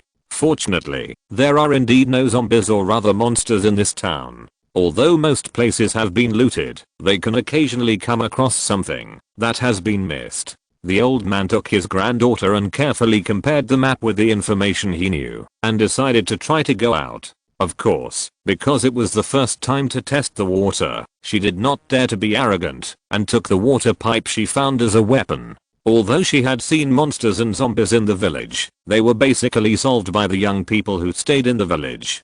To be honest, she and her granddaughter had never fought zombies, but they couldn't stay here forever. Thinking of this, the old man took his granddaughter's hand and walked out step by step. Outside the town is a large tract of farmland, but now the plants have mutated so badly that she can't guarantee that she will be safe if she goes down. After wandering on the roadside for a while and finding that the plants in the farmland will not fire shells, the old man breathed a sigh of relief and walked slowly forward with his granddaughter. I don't know if the god of luck has been blessing them all the time. The grandparents and grandchildren walked safely for more than an hour. It was not until the town was out of sight that they encountered the first zombie. The old man's health was not good and his strength was not enough, but his granddaughter was not able to fight the zombies. She gritted her teeth, pulled her granddaughter's hand and yelled, "Run. If you can't beat it, running is the best strategy." While shouting, she also smashed the water pipe in her hand at the zombie.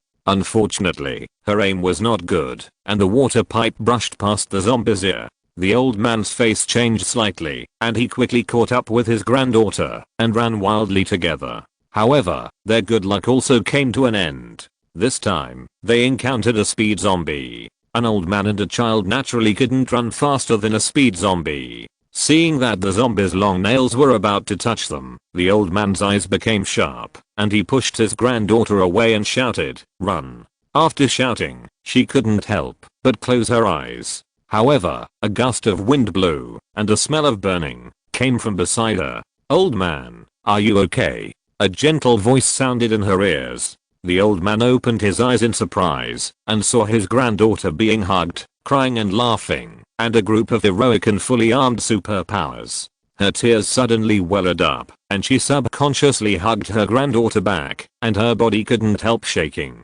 When the old woman regained her composure, she realized that this group of people came from a place called the Strong Base. "Old man, if you have nowhere to go, you can come to our Strong Base." The superpower who saved them invited enthusiastically. The old woman was a little at a loss. It was the first time she met such a friendly superpower. But this strong base. It sounds like a place full of strong people. They, an old man and a child, don't know if they can survive if they go there. On the way she followed the group out. She also saw many small bases. Many bases were very bad. If it was just an ordinary person, he might work hard all day and not get any food.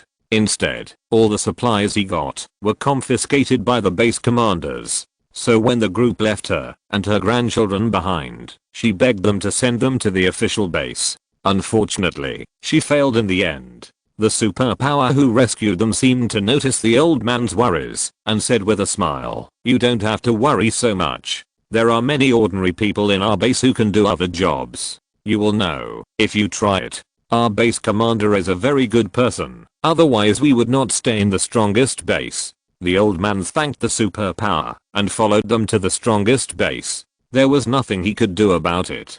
No matter whether the people in the base were easy to get along with or not. After facing the zombies face to face once, she realized that it was impossible for her to beat this thing with her skills. If she encounters zombies again in the future, she may not meet a kind person to save her. So, she could only follow the superpower team to this base.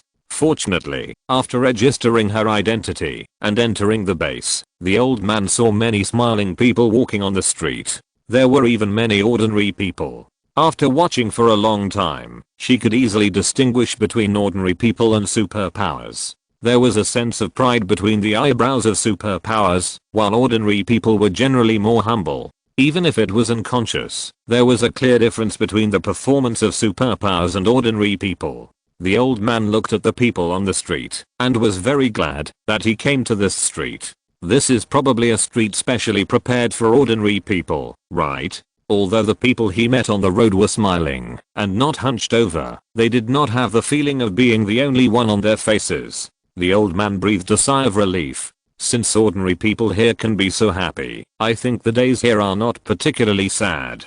Thinking of this, she held her granddaughter's hand and relaxed a little. She looked around and found that the supplies in this base were not expensive. For example, clothes and pants can be bought with only 10 contribution points. It's just that contribution points need to be obtained by working in the base. There are many jobs in the base, including building walls, sewing clothes, making nutrient solution, etc. And these jobs can get contribution points. Of course, if you really don't want to work, you can also go out hunting, order wild vegetables, and bring them to the base lobby to exchange for contribution points. Chapter 119 Just disappear. Even if they are old or children, they can get at least 5 contribution points after working all day. And one bottle of nutrient solution only needs 1 contribution point. In this way, there is no need to worry about being hungry. Because the nutrient solution is specially allocated to people with special abilities, it can provide sufficient energy, and ordinary people can maintain their lives and work with 1 bottle a day. The old woman looked at the job positions introduced on the wall, and a little expectation rose in her heart. Maybe she, with her old bones, can also find a job. She was about to go up and sign up when she suddenly heard a scream not far away. "Ah! Catch the thief!" Hearing this voice, the old woman was startled and hurriedly hugged her granddaughter. However, just when she was panicking, many passers-by who were strolling around snorted coldly. Ice freezing technique. Earth wall. Vine entanglement. The passers-by who originally thought it was an ordinary person took action and caught the thief in an instant. The old man paused while holding his granddaughter's hand, and a flash of surprise flashed in his eyes. These people are actually people with special abilities? Exclamation mark. However, when she asked for directions just now, their attitudes were very good. Just as she was stunned, passers-by gathered around the thief and started to talk. "How dare you cause trouble in the strongest base? You are really tired of living. Hand it over to the law enforcement team. Didn't they say before that they needed people to repair the city wall? This thief can make a contribution if he goes there." The thief was furious and shouted, "You can't do this to me. I'm a superpower." Passers-by looked down on him. What's wrong with being a superpower? Can superpowers be thieves? You are so young, so you can do anything.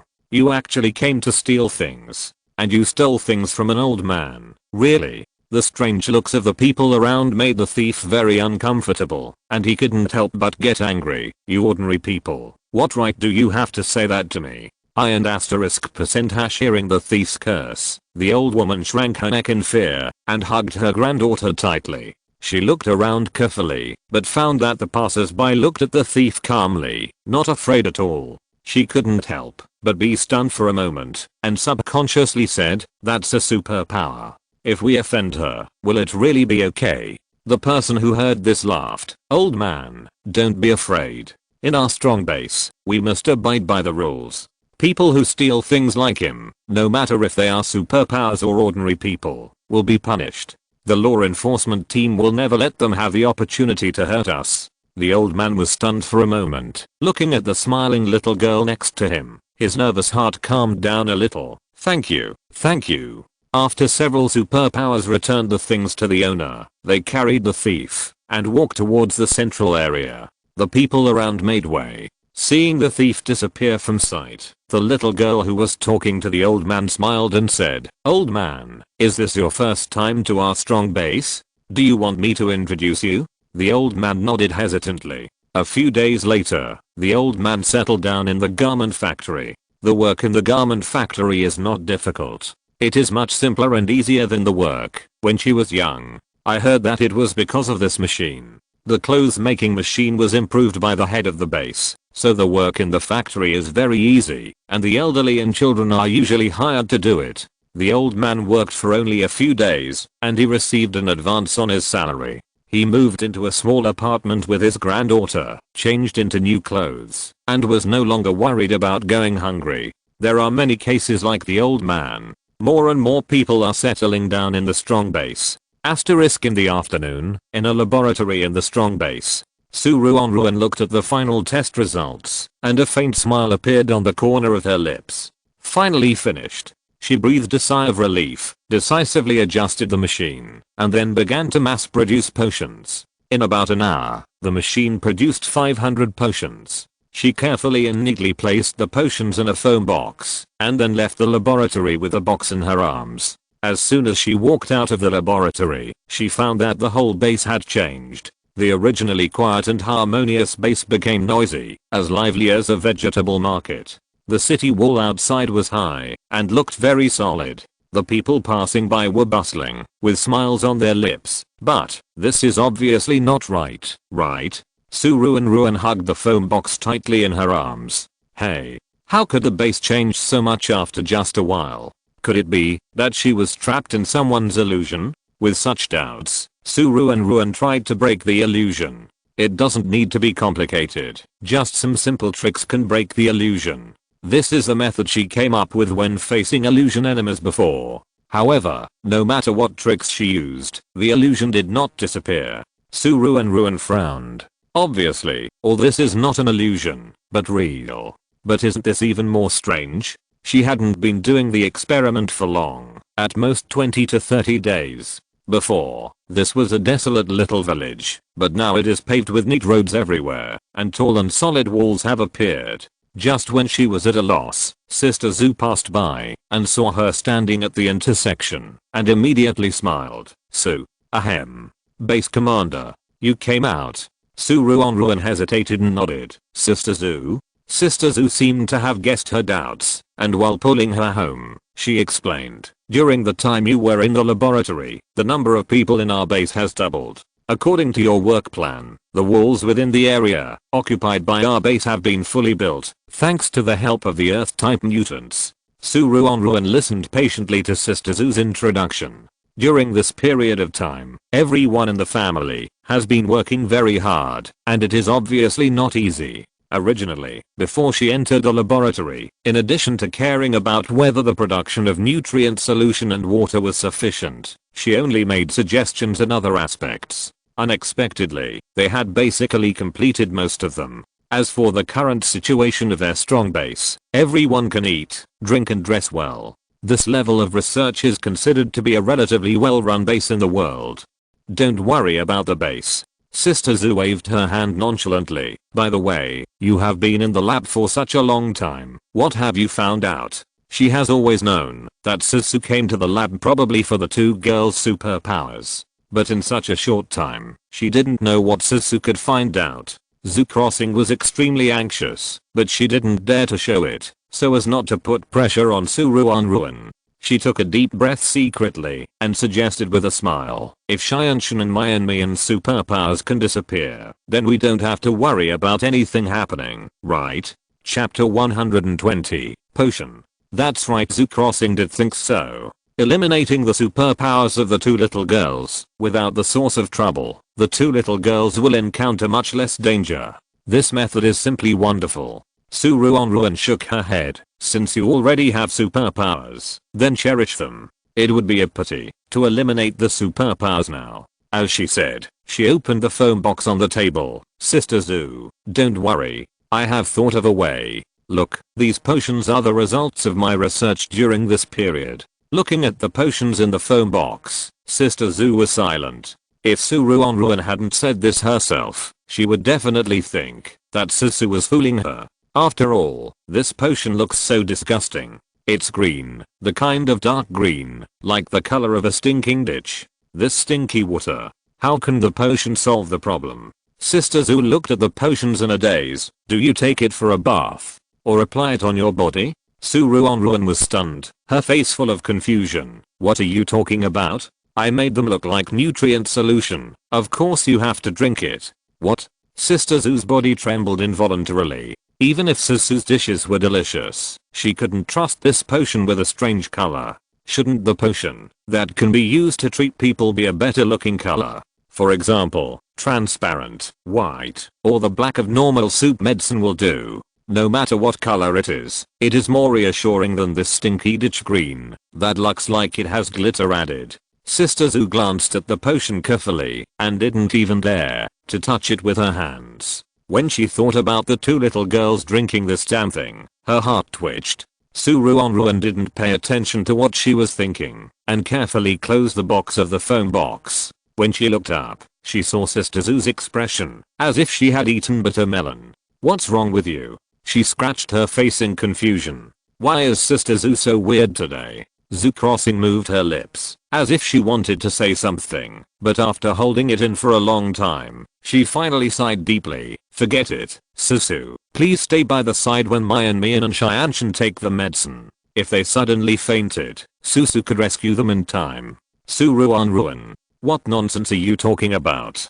Finally understanding what Sister Zu was thinking, she was a little speechless and a little funny. You misunderstood. This potion is not for Mian and others to take. It is for people without superpowers to take. People without superpowers? Sister Zu repeated subconsciously. Soon, her eyes lit up. Susu, what do you mean? Ruanruan nodded. Yes, this potion is used to stimulate superpowers. After people without superpowers drink it, there is a high probability that they can stimulate superpowers. And there are no side effects. The most important thing is that most of the superpowers stimulated by the potion are healing and space powers. The superpower thing is that if there are too many of them, they will not be rare. In the future, the streets will be full of people with healing and space powers, and people will not care if they see them again. She doesn't need to be scared when the two little girls go out again. Thinking of this, she couldn't help but smile.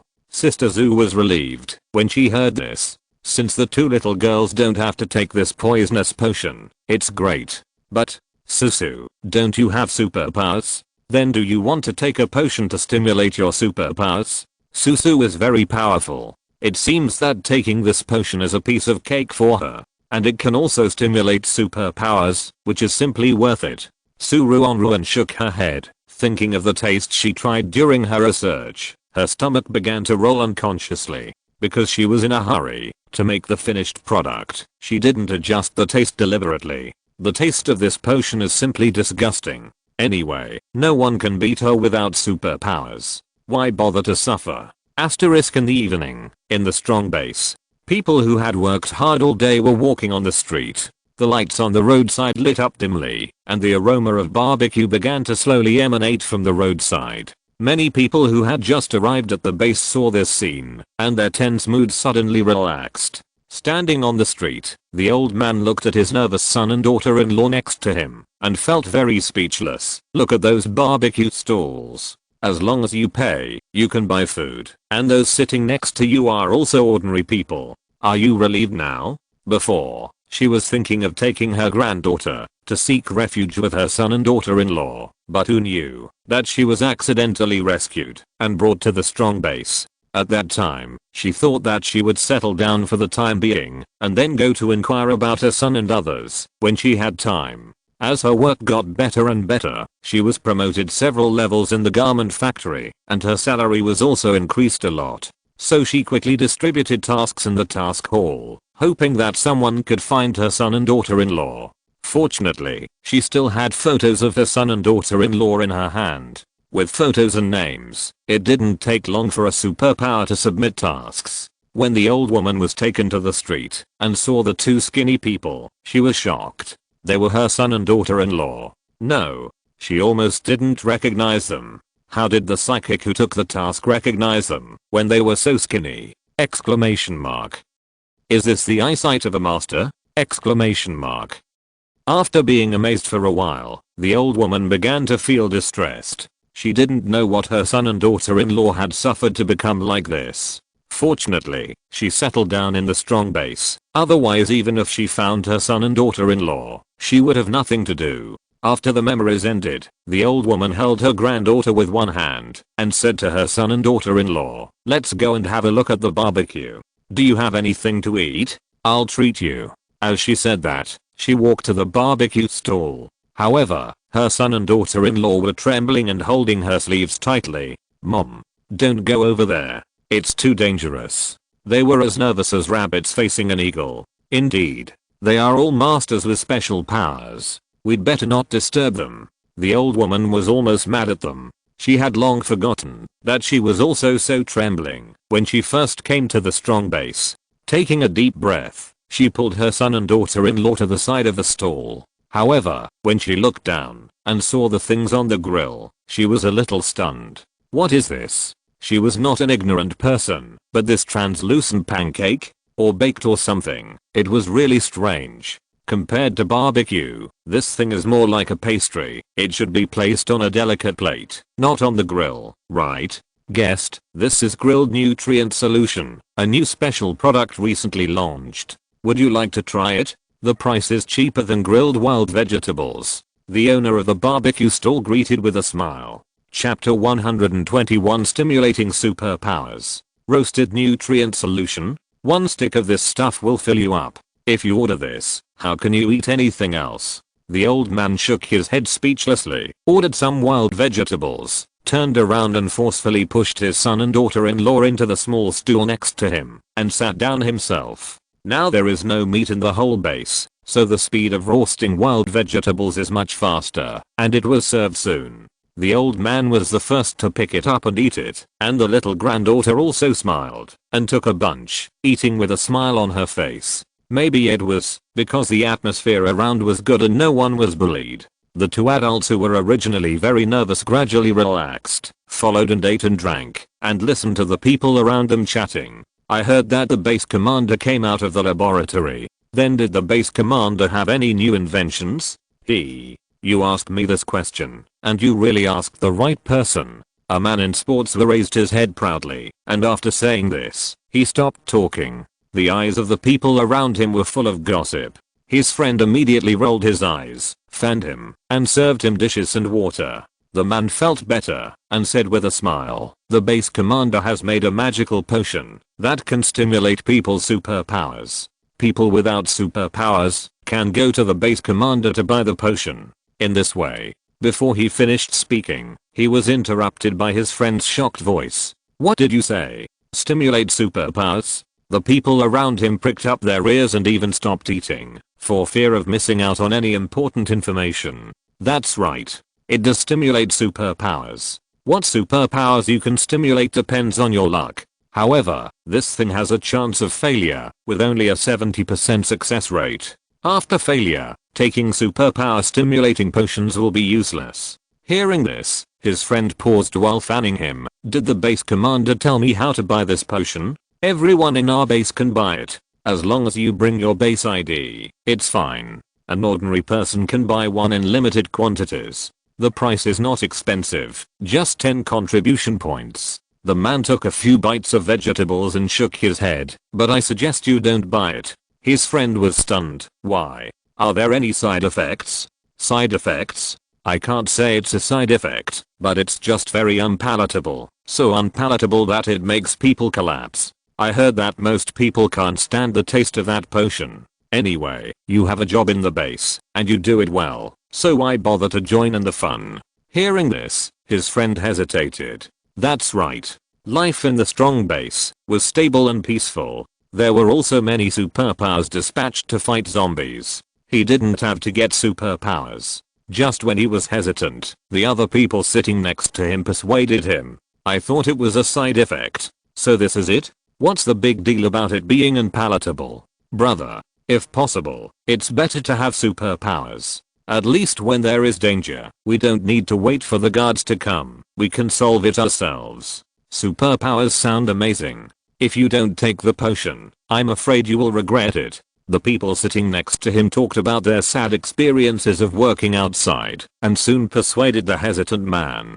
The man in sportswear shook his head and thought, you will know after you eat it. The news from the barbecue stall spread, and for a while, the whole street became lively. Many people ordered a lot of dishes, or went to the store next to them to buy some gifts, and asked the man in sportswear about the details. Not long after, the area near the barbecue stall was empty. A large group of people swarmed to the office of the base. At the entrance of the office, there were indeed staff members selling superpower stimulating potions. In addition to the staff, there was also a doctor in a white coat sitting next to them, probably to avoid accidents. The crowd coming from the barbecue stall looked at each other and immediately started queuing. A family of 4 who originally wanted to eat some barbecue to relax were also among them. The old man was holding the packaged skewers in his hand, holding his granddaughter's hand, and he was a little nervous and looked around. The staff in charge of sales reminded one by one, guests, these potions have only a 70% chance of stimulating superpowers. 1 potion per person, and they will no longer be effective after taking them.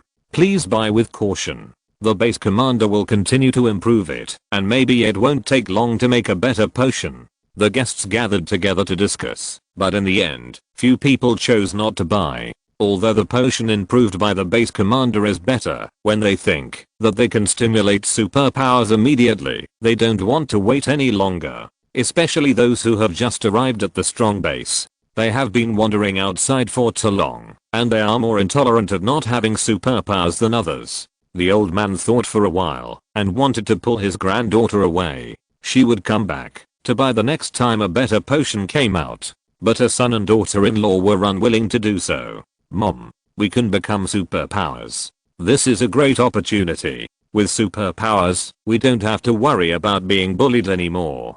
The old woman's eyes twitched. What nonsense are you talking about? Even if you don't have superpowers, you won't be bullied. You have been watching the base for so long just now. Has anyone bullied you? As she said that, she wanted to pull her son and daughter-in-law away. Unfortunately, as an old woman, she couldn't persuade her children.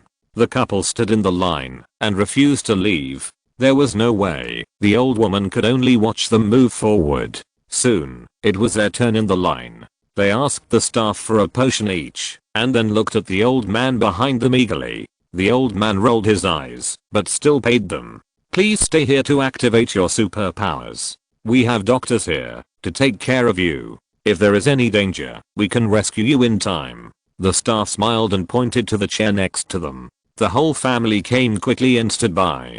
Perhaps because of nervousness, no one sat down, but stared at the strange potion. Under the dim light, it can be vaguely seen that the potion is black, right? It seems to be a little shiny. While the woman was still in a daze, the man had already opened the stopper and sniffed it. A strange smell, like something rotten, emanated. He quickly moved the potion away and pinched his nose. After a while, the man recovered. Wife, let's drink it together. The woman nodded. The two took a deep breath, counted down to 3, 2, 1, and suddenly tilted their necks back and drank the potion. The old man and his granddaughter stood by, watching this scene nervously. The moment they drank the potion, her son and daughter-in-law seemed to be petrified, motionless. A few seconds later, they both fell to the ground. Chapter 122, Space Power User. Help. Seeing his son and daughter-in-law fall to the ground with their eyes wide open, the old man was so scared that his soul almost left his body. This terrified sound immediately alarmed the doctor who was guarding nearby. He immediately rushed forward, decisively carried the two to the long table put together nearby, and then began to examine them. "Doctor, how are they?" The old man hugged his granddaughter tightly in his arms, suppressing his anxiety. Many people in the queue hesitated and also stood by, watching this scene nervously. It doesn't matter if the medicine tastes bad, but it is life-threatening after taking it, which is not okay. After the doctor's examination, he immediately shook his head and sighed. Everyone was shocked and gasped together, either sympathetic or horrified. At this moment, the doctor crossed his arms and said, "Oh no. This medicine tastes terrible." The two of them fainted from the smell. "I don't know if this will affect the efficacy of the medicine." As soon as these words came out, the originally nervous crowd, "Doctor, you scared us to death. We thought there was something wrong with the medicine." "That's right. Can you please stop breathing heavily when you speak next time?" The people in the queue complained one after another, with cold sweat sliding down their foreheads, and then began to buy medicine in an orderly manner. The doctor scratched his head in confusion. "What are you talking about?" The staff coughed a few times in amusement. "Are these two people sure they are okay? When will they wake up?" "Don't worry. The base commander's potion will not be life-threatening. Of course, the taste is too stimulating. I can't do anything about it." The doctor shook his head regretfully. "We can only wait for them to wake up." After listening, the staff nodded and reminded the people behind loudly, "The new potion tastes very bad. People who can't stand the bitterness may faint. Please be careful when buying it." The people in the queue were a little commotion, but in the end, except for a few people who couldn't stand the bitterness and left, more people were still quietly waiting to buy the medicine. However, they really overestimated their ability to endure. After the potion was sold out, the staff calculated and found that nearly half of the people who bought the potion fainted because of the taste. Ruanruan learned about this because someone put a large number of letters at the door of the office. They urgently said that the probability of the emergence of superpowers from the superpower stimulating potion did not need to be increased in a hurry. The most important thing now is that they hope she can quickly improve the taste of the medicine. She was shocked when she saw the letters that filled the mailbox. After thinking about it, she immediately returned to the laboratory and used wild vegetables from all over the mountains to improve the taste. In the end, the potion became a vegetable flavor. Although it was a little bitter, it was not as bitter as bitter melon. Once this taste came out, the people in the base would no longer faint because it was too unpalatable. The people in the base all breathed a sigh of relief. A few days later, there were suddenly a lot of healing and space-based psychics in their base. Asterisk in a small town a few kilometers away from the strong base. The psychics walked in the streets in 2s and 3s. This town is not far from the base, but it has not been discovered before. Because the road to this town leads to another big city, the direction is just opposite to their base, and the road to their base has not been built yet, and there is a forest nearby. If someone hadn't hid here when fighting monsters, they might never have found this place. This town has not been cleaned up yet, and there are still many zombies wandering outside, and occasionally you can hear the sound of knocking. The superpowers were very alert, holding their weapons tightly in their hands. Unlike the strong base with full spirits and strong bodies, a group of ragged people were staying in a small supermarket, hiding in the corner through the glass door, secretly staring at the people outside. Are the people outside superpowers? Can we be rescued? We have been trapped here for many days. Can we ask them for help? If we stay here, we will have nothing to eat after these things are eaten. Several people looked at each other. Some of them were eager to move, and then they all looked at the woman surrounded in the middle. "Boss, what do you think?" The woman lying in the middle covered her mouth and couldn't bear the itch in her throat. She coughed twice before supporting herself to sit up. She stared at the street outside the glass for a while and suddenly frowned. Did you notice? The superpowers outside are all in groups of 3. How could it be so coincidental that dozens of 3-person teams suddenly appeared? Most of them are together. Although there was no malice on the faces of the people outside, and they could even be said to be very gentle, she could not guarantee whether the people outside were really that good. After all, which bad guy would have the word bad guy written on his face? And she was the only one with superpowers, but now she was injured and unable to fight. What if she really encountered danger? Just as she was struggling, someone outside suddenly noticed them and walked towards them. Boss, what should we do? Those superpowers saw us. They had clearly said before that they wanted to talk to the superpowers outside, but when they really saw someone coming, everyone panicked. They were in a panic and didn't know what to do. The man called the boss twitched his eyes and held his forehead helplessly. Everyone calm down. This glass is specially made. You can't see us from the outside. Maybe we are just passing by. Although they don't know why a small supermarket would customize such glass, it's cheap for them now. Everyone calmed down a little. However, they were going to be disappointed. The people outside were indeed walking towards the small supermarket. Seeing the glass door suddenly opened, the hearts of several people suddenly tightened. The boss quickly supported his body, sat in the middle of the crowd, and said seriously, "Who are you?" There were only 3 people who came, and they were a little surprised when they saw this group of people sitting together.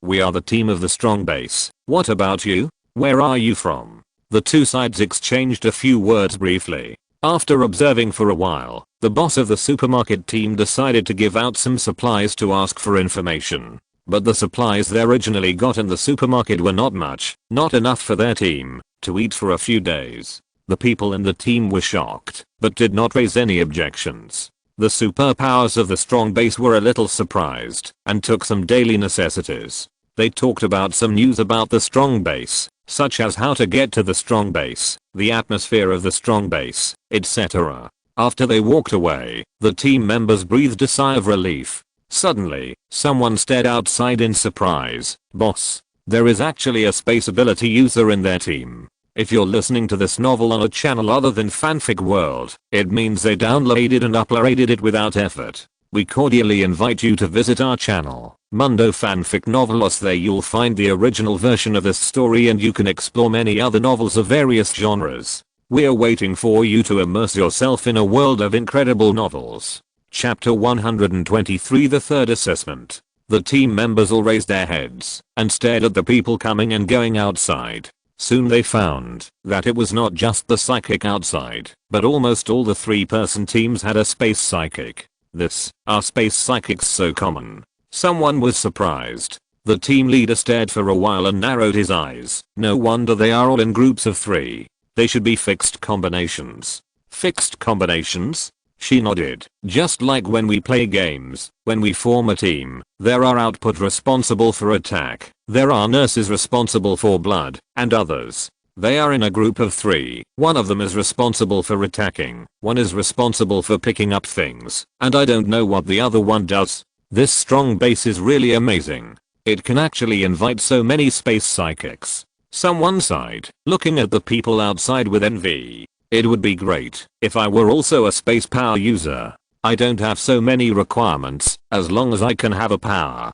Don't dream. Powers can only appear on the day you first come to the end of the world. How can such a good thing happen now? Several people chattered, but the boss of the team looked solemn. After all, she is a power user. When she was outside, she also fought many zombies and met many power users. Among the power users she met, special power users were rare, not to mention the rare space power users among the special power users. How could there be so many space power users suddenly? If she guessed correctly, it was probably that something that could give people power appeared in the base of the strong. But how did they do it? The team leader hesitated for a while and sent people to collect information. A few days later, she finally made a decision to hand over all the materials collected during this period and asked someone to take their team members to the strong base. The team members were a little flustered, but out of trust in the boss, they had no objection. After they arrived at the strong base, they were thankful countless times. Thanks to their bravery at the beginning, they won themselves a chance to regain their superpowers. In this way, more and more people joined the strong base. In the later teams, almost every attack type superpower user can be paired with a healing type and a space type superpower user. Everyone is more and more efficient in doing tasks. 3 years later, the strong base completely restored the order before the end of the world. Everyone worked and studied as usual, and their lives were stable and orderly. 500 years later, in a certain school, the history teacher stood on the podium. Students, today we are going to talk about the story of Ruanruan, the founder of the strong base 500 years ago. The students in the audience became excited and disgusted in a flurry. I know about this. A few things that must be said about Big Boss Sue and her team. Teacher, is it true that the people around Big Boss Sue are actually all her slaves? That's definitely impossible. The second base chief and the third base chief are Big Boss Sue's juniors. One of them is even his biological daughter. I think Big Boss Sue Mian is the most amazing. She has been contributing to medicine all her life. The medical cabin was designed by her. No matter what disease we have, or even broken limbs, as long as we enter the medical cabin, we will be completely restored to health. I heard that there were no medical cabins before, and people could only endure when they were sick. I think Big Boss Sue is amazing. Starting from her own spatial ability, she researched a space button that can hold things. Although it is not as large as the space of those with spatial abilities, it can at least hold some keys, lipsticks and the like. The teacher on the podium listened to their words, smiled and clapped his hands. Okay, I know everyone likes these base founders, but this is not what we are going to talk about today. The picture and sound gradually faded away. After reading the postscript, Ruanruan retracted her gaze, touched the earrings on her ears, and logged out of the metaverse cabin.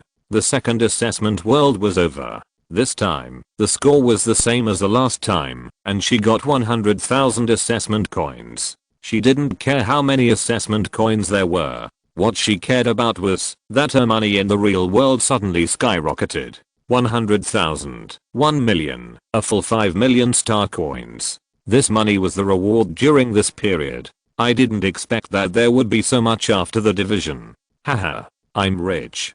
Ruanruan looked at the numbers on the optical computer, and the smile on the corner of her lips couldn't be suppressed. She retracted her gaze with satisfaction, and went to tease her two younger brothers and sisters. The two of them were white, and plump under the care of the nanny robot. When she went over, they just fell asleep. Their little chests rose and fell, and their little feet occasionally kicked, looking very cute. After spending some time with the two children, Ruanruan returned to the metaverse world again. The third assessment began. Ruanruan just opened her eyes, and found that she lowered her head, and saw a golden ground. Golden? She blinked her eyes, and was about to take a closer look when a blue screen slowly opened in front of her. Passing condition for this assessment: ensure that your son grows up healthy. With just a few words, the screen disappeared without even explaining her identity. Damn it. Last time, at least she was told that she was a nurse. This time, she didn't say anything. At least tell her what the situation is now. Full of doubts, she didn't move around, but looked around with the corner of her eyes. This is an empty palace. The gold color on the ground is because the ground here is paved with gold bricks. There seem to be several people sitting on the stage. Because there are steps, she can't see the situation on the stage clearly. She can only see that there are many girls like her standing next to her. Everyone is wearing exactly the same clothes, standing quietly with their hands down. Ruanruan's heart skipped a beat. Damn. This familiar sense of deja vu. Could this be the Imperial Palace? Exclamation mark. And these people around her are palace maids? Is she a rookie palace maid who has just entered the palace? Or is she an old-fashioned palace maid who has been in the palace for several years? Her mind was racing, but there was too little information around her. The maids and eunuchs of each dynasty were dressed differently, so she couldn't really judge anything. At this moment, the person sitting at the top finally spoke. Queen, you can tell everyone the good news. I'm going back to rest first. A somewhat tired voice spoke. Yes, I respectfully send you off, mother. The queen's gentle voice sounded. Mother, I'll go with you. Anyway, the positions have been decided, and everything will be left to the queen. The emperor carefully helped the queen mother leave. Farewell, your majesty. The queen bowed again. At this moment, several girls around her bowed together and said, farewell, your majesty, your majesty. Ruanruan reacted very quickly, blended in and opened her mouth, and finally fooled it. Chapter 124 Song Family. While everyone was saluting, Ruanruan finally saw a few people sitting on top from the corner of her eyes. The queen mother looked terribly old, like a person in her 60s or 70s. The emperor looked very filial. Not only did he carefully support the queen mother, he even let her stand in the C position. Generally speaking, among the emperors she had met, few were willing to let the queen mother walk in front, and they had to stand in the center. Although it was just a matter of who walked first, the emperor still did not give in. It was already amazing that this emperor was willing to let the queen mother walk in front. Whether he was sincere or not, at least he showed such an attitude. The queen, on the other hand, looked gentle and pretty, but her face was a little pale, and it seemed that she was not in very good health. When the emperor and the queen mother walked away, the queen sat back on the phoenix throne. Wow. I feel that the scenery here is much better than the last time. I didn't dare to watch the last apocalypse. The third assessment is a hot search in the world. Did you see it? This is the metaverse world made according to the real ancient times. The first time was also in the real ancient times. It's just that the first time was living in the town, but now they are in the palace. What is the palace? And why do they keep their heads down? What's wrong with the boss? Why are you motionless? Are you feeling uncomfortable? The barrage became lively again. The person in charge of the explanation had a headache. The second assessment world talks about the end of the world. Most of the things in it have been told by the history teacher, so he can take the opportunity to take a break. But this time the assessment world is not that simple. There are many things that need to be explained this time. Looking at the information that occupies hundreds of pages, his hands trembled slightly. Dear audience, let me give you a brief introduction. In ancient times, the palace was, and in the picture, the queen sat on the phoenix throne and said in a gentle tone, sisters, the emperor has just ascended the throne and has been busy with other things during this period, so he has no time to take care of your affairs. Now, Ruanruan's eyebrows jumped. Not good. This tone, this opening remark, is more like a leader expressing his opinion than a queen. Of course, this is a leader with a gentler tone. But no matter what type of leader, once he starts talking, he will never stop. As expected, the queen chatted on and on for a full half hour without stopping. Ruanruan. However, thanks to the queen talking so much nonsense, she knew her current identity. The emperor has just ascended the throne, and the ceremony of conferring the title of Queen Mother and Queen has finally been held. Now only the concubines below have not yet been given a position. Now, the queen called them here for this matter. The position in the harem is very simple. The highest is the queen, followed by the imperial concubine, the concubine, the concubine, the concubine, the concubine, the concubine, and the concubine. Except for one person who is still in the harem and is waiting to be conferred the title of concubine. These four people are all the concubines of the emperor. Generally speaking, old people like them who live in the palace will be given a good position. But it is said that the four of them are not favored. According to the emperor's intention, they can only be given a position of a concubine. That is the worst position in the harem. The queen had been talking for so long. What she wanted to say was that although she wanted to give them a promotion, she couldn't disobey the emperor, so they shouldn't resent her. After listening for a long time, Ruanruan was speechless. Not only was Ruanruan annoyed, but the three little concubines beside her were also annoyed. It was just that this was in the palace, and they were used to the rules, so no one said anything at all. Even Ruanruan could maintain a serious attitude on the surface, but in fact, she had been daydreaming for a long time. Until, after a flash of light, there was suddenly a girl next to their team of four. As soon as she came in, she immediately patted her chest. Oh my god. I almost overslept and was late. Fortunately, it's not too late. As long as you are not late for more than an hour, you can still continue the assessment. The queen who was talking was suddenly interrupted and was stunned. The three little girls next to her were sweating profusely, carefully glanced at her with their peripheral vision, and secretly worried about her. Ruanruan secretly twitched her eyes. Here it comes. The contestant appeared. The queen just frowned, but didn't blame her. At this time, a maid beside her stood up and said viciously, "How dare you? You are committing a crime against your superiors. According to the law, you should be slapped 20 times. As soon as she finished speaking, a maid came out and walked towards the contestant who had just logged in. The little girl didn't understand the situation at all. She just looked at the person in confusion. "Wow. Miss, your clothes are really beautiful. What kind of clothes are these? Can I wear them too?" As she said that, she took the initiative to walk in front of the maid and pulled her clothes. The maid's face changed, as if she had met a pervert. Her face turned red, and she didn't know whether to go forward or back. Ruanruan, how dare you? The nanny yelled. "Song, what are you doing?" The queen sat there and watched for a while, and suddenly her face changed slightly. "Nanny, is there something wrong with Song's brain?" The nanny's eyes flashed, and she saluted and said, "Your Majesty, you are too kind. Song has always been fine in the palace. Now the emperor has just ascended the throne. With such a big happy event, how could anything happen to her?" The queen lowered her eyes and frowned. "Nanny is right. That's right. The emperor has just ascended the throne. She can't punish the concubines below at this time. Wouldn't it be said that she, the mother of the country, treats the concubines below harshly? Exclamation mark. Thinking of this, she didn't say anything more. But the two of them let Song go, which doesn't mean that Song knows what's going on now. Song touched the clothes of the palace maids, touched the pillars in the hall, and then lay on the floor, looking like she wanted to dig out the gold bricks.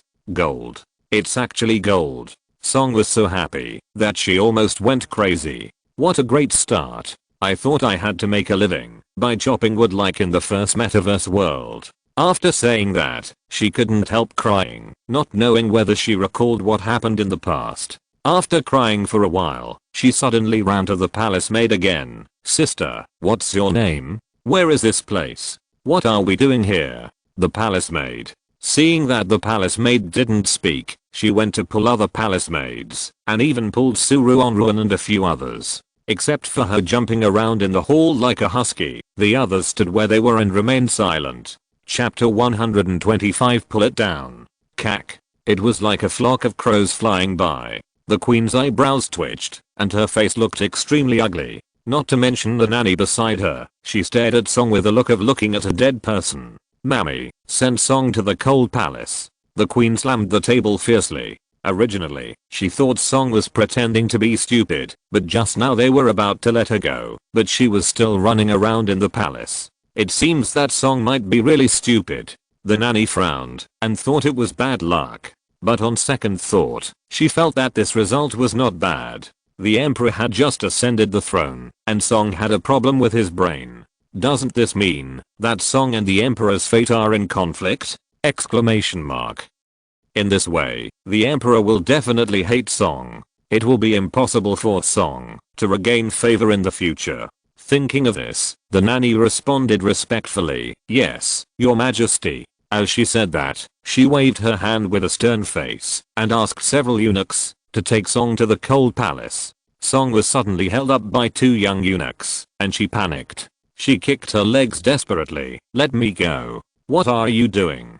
You want to arrest people in broad daylight? Are you crazy?" Because of the struggle, the eunuchs who held her had some difficulty, but the young eunuchs were fast and ran away in a flash. Perhaps thinking that their conversation could not be heard in the palace, one of the eunuchs threatened, "Song Zaozu, you'd better not embarrass us. Otherwise, the cold palace is not a place where ordinary people can survive." Song looked around at the people holding her, then turned her head and shouted at Ruanruan and others, "Help! Help me, call the police." Ruanruan, call the police? In this ancient place, where can she call the police? Besides, even if she found the government would not dare to intervene in this matter. Song's voice gradually faded away, and the queen seemed to have no mood to talk. She rubbed her eyebrows, waved her hand, and let them disperse. Cunning Palace is very big. It took 10 minutes to walk from the main hall to the outside of the palace. Taking advantage of this time, Ruanruan hurriedly asked a few NPCs about the situation. Unexpectedly, they were only halfway through their conversation. Just as they walked out of the gate of Cunning Palace, they saw the eunuch who announced the decree. By the will of heaven, the emperor decrees, there is Su's daughter Ruanruan, who is gentle, respectful, humble, and beautiful. She is specially appointed as a concubine, and granted to live in the back hall of Yingchen Pavilion. Ruanruan. According to her inquiries, there are 9 large palaces in the harem. The main hall is reserved for the master of a palace. At least the rank of concubine can live there, but the side halls and the back halls can be lived in. So far, only the main hall of Changchun Palace is occupied by concubine Ling, and the other palaces are empty. The emperor didn't let her live in the big palace, but squeezed into the elegant pavilion. The elegant pavilion is not a pavilion, but a pile of palaces piled together, which is collectively called the elegant pavilion. Yingchen Pavilion is one of the small buildings. The previous emperor had numerous concubines, probably thousands of them. With so many people living in the harem, the 9 large palaces naturally couldn't accommodate them, so the age was built for those little concubines to live in. But, the concubines of the previous emperor have all become concubines and moved away. With so many palaces, why doesn't the emperor let them live in the big palace? Exclamation mark. You know, Yage is just a nice name, but it's not comfortable to live in, just like living in a damp and dark village in the city. It's cold in winter and hot in summer. It's simply deadly. Ruanruan rolled her eyes in her heart. After saying goodbye to a few friends, she followed the eunuch all the way to the Yingchen Pavilion of the Age. There are only 3 rooms in Yingchen Pavilion, 1 main room, with 2 chairs and a small table inside, which can be used to entertain guests. Going inside, there is a dining table and a cabinet, which can probably be used as a dining room. And in the innermost room, that's where she sleeps. In addition to the bed, there is also a cabinet for clothes. Wait. Something seems to be missing. Ruanruan touched her chin and pondered. The maid standing behind her said, "My lady, what are you looking for?" Ruanruan clenched her right fist and knocked it on the palm of her left hand, and suddenly remembered. There were no bathrooms in the ancient palace, and of course no toilets. Everyone solved it in the room. For example, carry the bathtub in, take a bath, and then carry it out. Thinking about it this way, it was really inconvenient in ancient times. She shook her head. Nothing. By the way, where is the palace maid assigned to us by the Ministry of Internal Affairs? The maid suddenly looked bitter. My lady, have you forgotten? You still have to agree now. Promise that there can only be 2 maids and 1 eunuch. In other words, this is no different from when she was in the palace. According to the setting of her identity, when she was in the palace, she had 2 maids and 1 eunuch. Now these 3 people have come to the palace with her, and they will take care of her in the future. Ruanruan. She talked for a while, and soon found out the situation of her subordinates. The maid who followed her now is called Mou. Another maid, Mozhu, went to the kitchen to pick up the food. There was also a young eunuch, Xiao Bandeng, who was moving things. Moving things? Ruanruan frowned. Mou nodded repeatedly. Yes, young lady, your old things are still in the palace. They will be moved here later. Looking at the empty room, Ruanruan nodded. After waiting for about half an hour, the kitchen had not yet delivered the food, but Xiao Banding had already moved back all the things, including 2 quilts, a few sets of clothes, some simple silver jewelry, etc. There were not many things, and they were relatively old. For example, clothes and bedding had been washed white. It can be seen that Ruanruan's identity in the metaverse world was not originally a good life. After putting the things away, Mozhu finally came back with the food. Her face was not very good. Young lady, it's my incompetence that I can only get you some stir-fried vegetables. Ruanruan watched her open the lunchbox. The stir-fried vegetables were indeed just stir-fried vegetables. The green and wilted vegetables on the plate looked like overnight dishes, and they were still cold. No one knew when they were stir-fried. In addition, there were 2 thick steamed buns. Looking at such a meal, Ruanruan could not help but remain silent. She put down her chopsticks with a snap, asked her subordinates to take the dishes away, and bought a bowl of rice directly from the assessment system to eat. A full 200,000 assessment coins. If not now, when will it be? Exclamation mark. However, Ruanruan could not always rely on the assessment system to make a living like this. She had to find a way to solve this problem. If she had just started to fast forward, she would have gone to the Imperial kitchen long ago when she saw such a meal. However, after living in the palace for a long time, she gradually understood the rules of life in the palace. If she went to the Imperial kitchen now, then the people in the Imperial kitchen would definitely be her enemies in the future. She would probably have to face continuous poisoning, and poisoning in the future. Don't ask her how she knew. End of this chapter. Thank you very much for reaching the end. Don't forget to like. Looking for more exclusive content and immediate access? Subscribe to our Patreon. Remember, every like, subscription, or donation encourages us to continue. Thanks to everyone. See you in the next video.